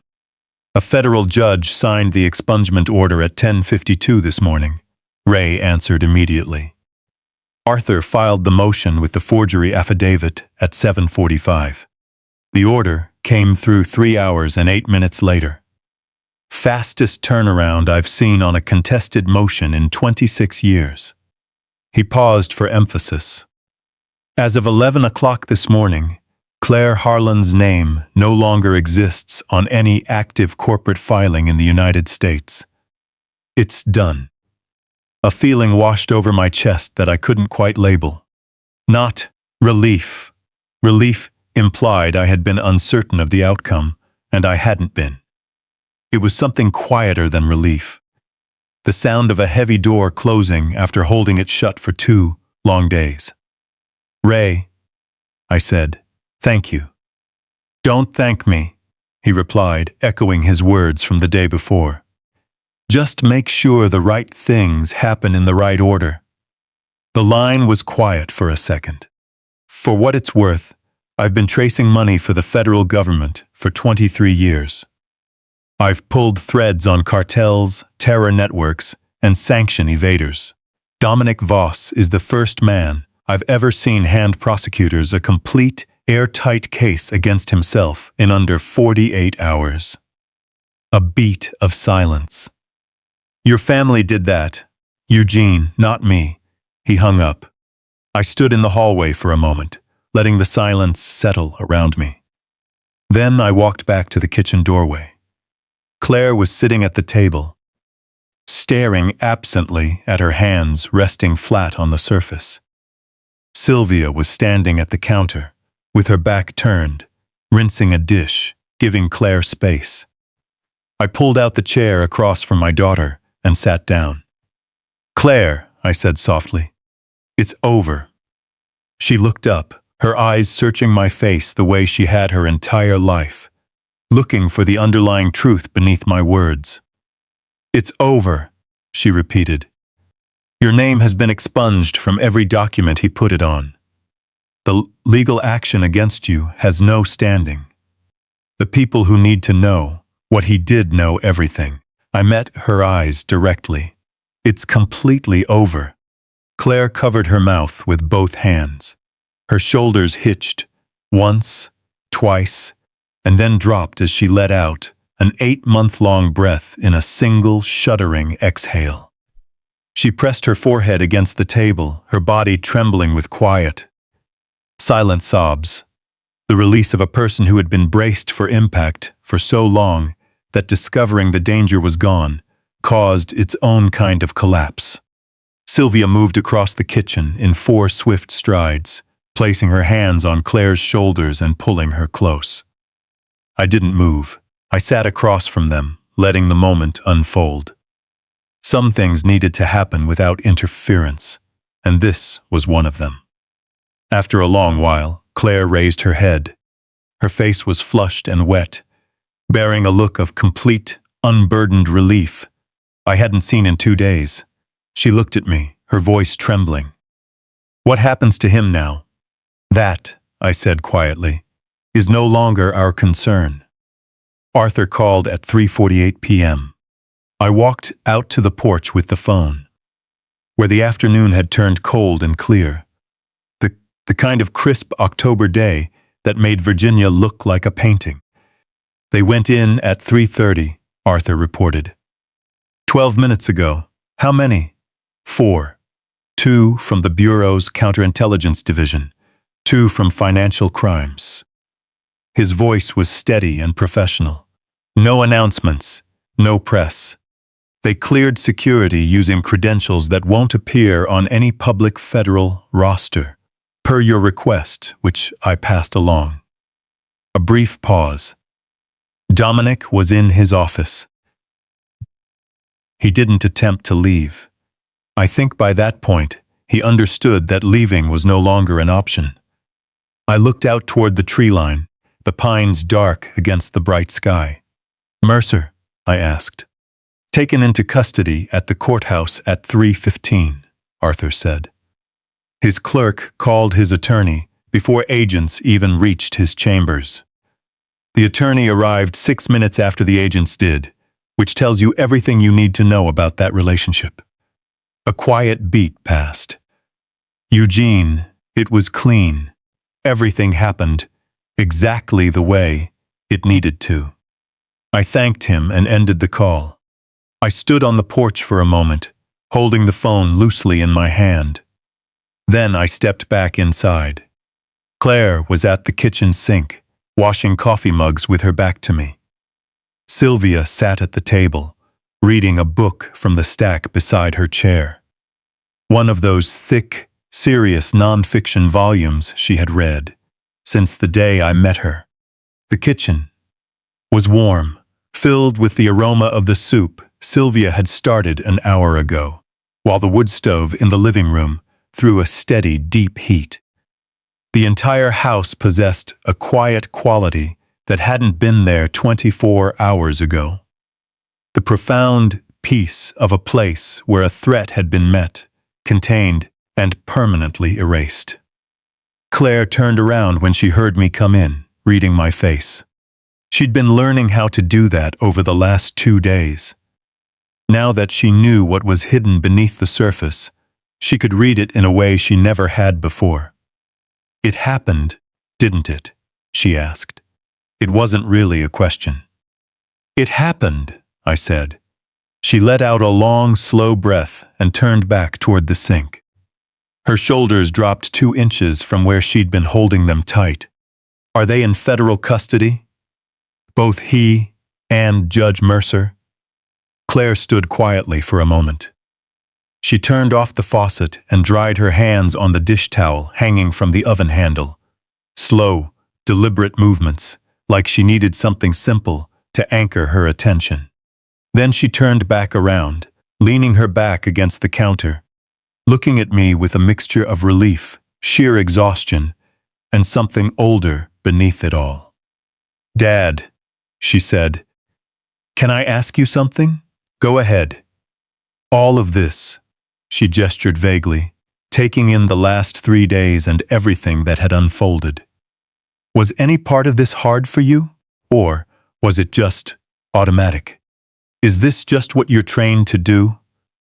I walked over to the table, sat down, and thought about the honest answer. The tactical part was automatic, I told her. 30 years of experience turns most of those things into muscle memory. The cameras, the phone calls, the sequence of operations, that's just instinct. I looked down at my hands resting on the wooden table. The rest of it wasn't automatic at all. Claire walked over and sat down across from me, taking the exact same chair she'd been sitting in since yesterday morning. What was the rest of it? Sitting alone in the dark living room after you went to sleep, I said. Looking at that photo they left tied to the rock. Thinking about every Tuesday over those 8 months when I didn't pick up the phone to call you, and how you didn't feel you could tell me what was going on. Both of those things were true at the same time. I met her eyes. That part wasn't automatic. That part is going to take me a long time to process. Claire's chin quivered. She pressed her lips tightly together, fighting to keep her composure. I didn't tell you because I didn't want you to. I know, I said softly. I know exactly why you didn't tell me. And I'm not asking you to have done anything differently. I'm just telling you it was hard because you asked. I reached across the table and placed my hand over hers. She looked down at my hand covering hers for a long time. Then she turned her palm up and squeezed. The same tight grip she'd used in the elevator.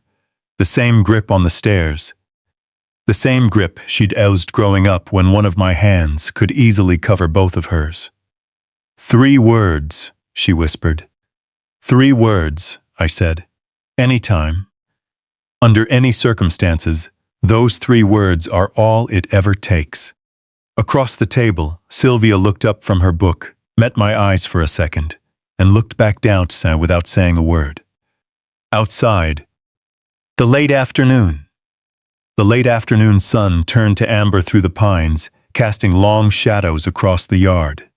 And somewhere down at the end of the driveway, the gravel settled into the cold earth, quiet, still, and completely empty at last. Arthur called one last time at 6:12 p.m. I was standing on the back porch with a cup of coffee that had gone cold 20 minutes earlier, watching the last faint layers of light fade from the sky. Orange first, then rose, and finally a deep, impenetrable blue, settling over the tree line like a permanent barrier. Inside, I could hear Claire and Sylvia in the kitchen. The sound of cabinet doors opening and closing, running water, and 2 voices talking in that comfortable, overlapping way that happens when people have been talking for hours and finally settled back into everyday life. That sound alone was worth everything. I have the complete picture now, Arthur said when I answered.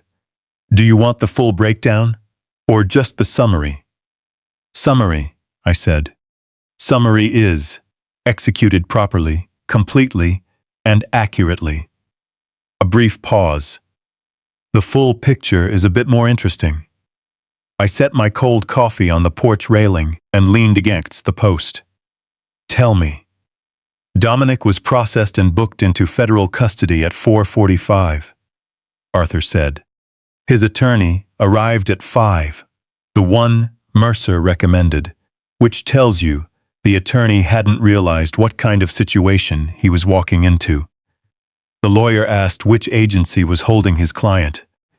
The agent who answered gave a division designation that I know for a fact doesn't appear on any public law enforcement directory. Arthur's voice was dry and precise. The attorney demanded to see credentials. What he was shown was entirely legitimate. He'd just never encountered that specific division before, and neither had most of the legal community in this city. How did Dominic handle processing? I asked. Quietly. Arthur replied, I think it caught the agents off guard. They expected resistance. He'd spent 3 days acting aggressive, making threats, completely convinced of his own leverage. But the moment they walked through his office door, all that confidence just vanished. A brief beat. During booking, he asked one question. He asked who put the case together.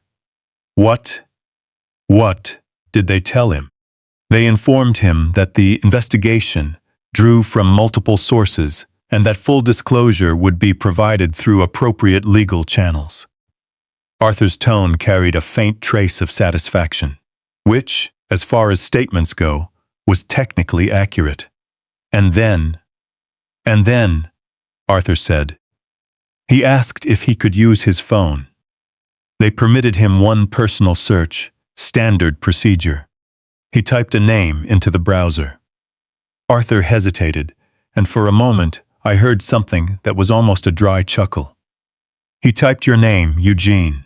The back porch was completely still. And? I asked, even though I already knew. For the first 17 seconds, nothing, Arthur said. Same result he'd gotten every other time he searched your name over the last 3 days. No results, no photos, no public record of any kind.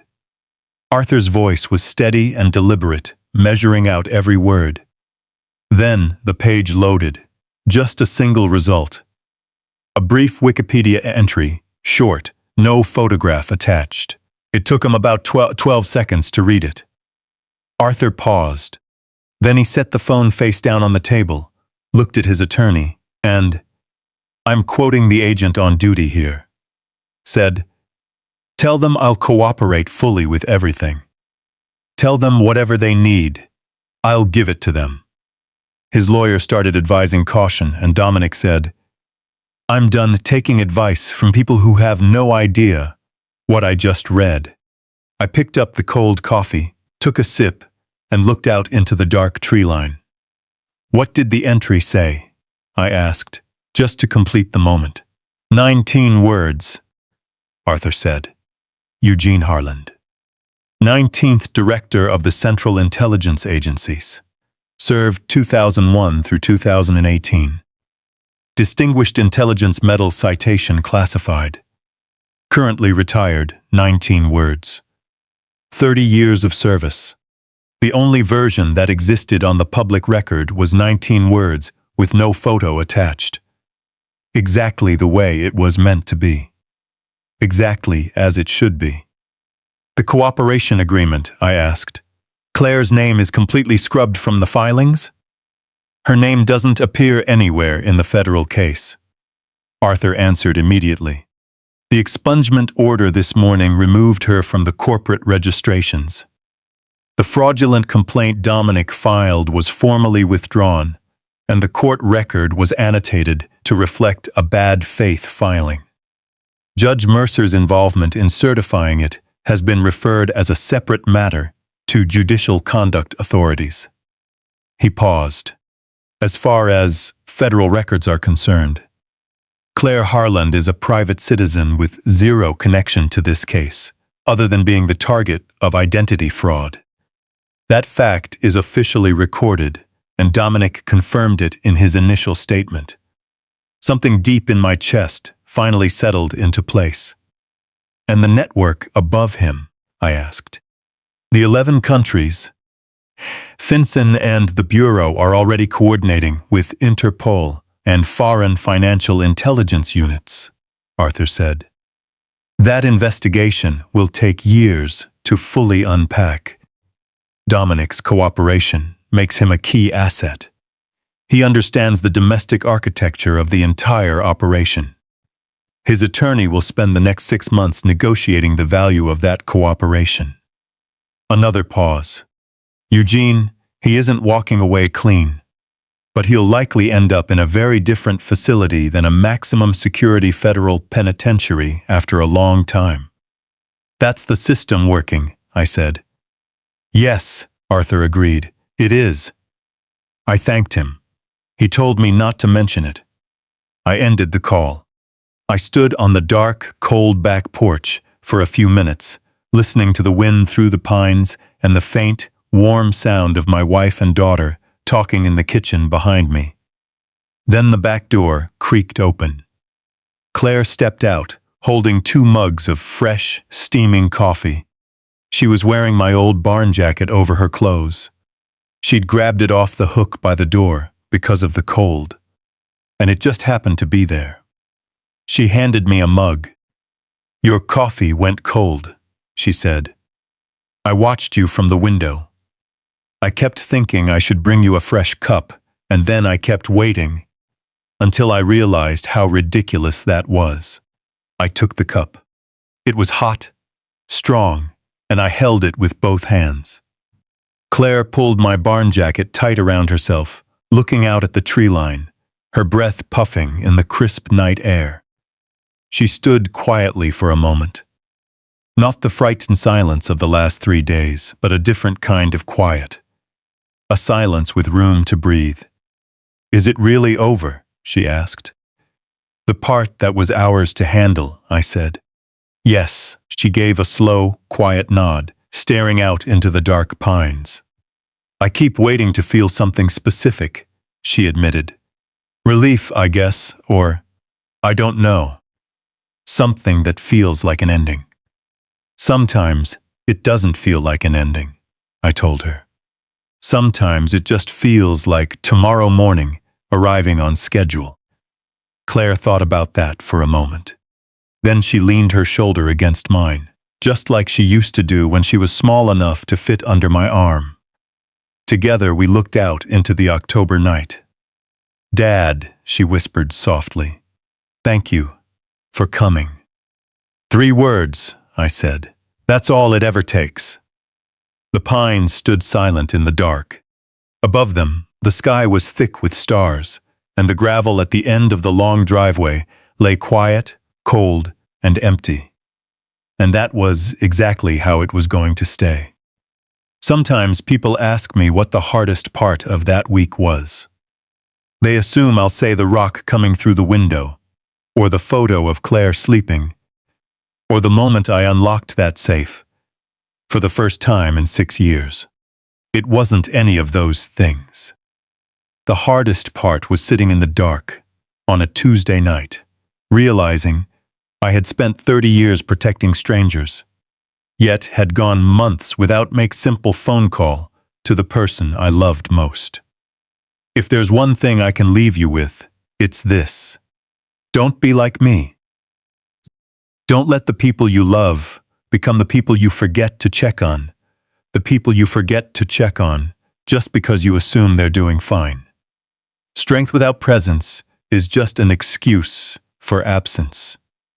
I believe every family hits a moment where they either pull tight together or fall completely apart. Ours pulled together, not because of what I did over those 3 days, but because Claire chose to send those 3 words instead of staying silent. That was her courage, not mine, and I believe with everything in me that a power greater than both of us was guiding things along the way.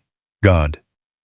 God doesn't always clear the storm out of your path, but He has a way of making sure that when the storm arrives, the right person is standing on the porch. That's my story. It isn't a perfect one, but it's an honest one. If this story of a family standing its ground touched your heart, Leave a comment below and tell me what it meant to you. Share it with someone who might need to hear it today. And, if you believe that a father's love never expires, consider subscribing so you never miss another story like this. Thank you for staying until the end.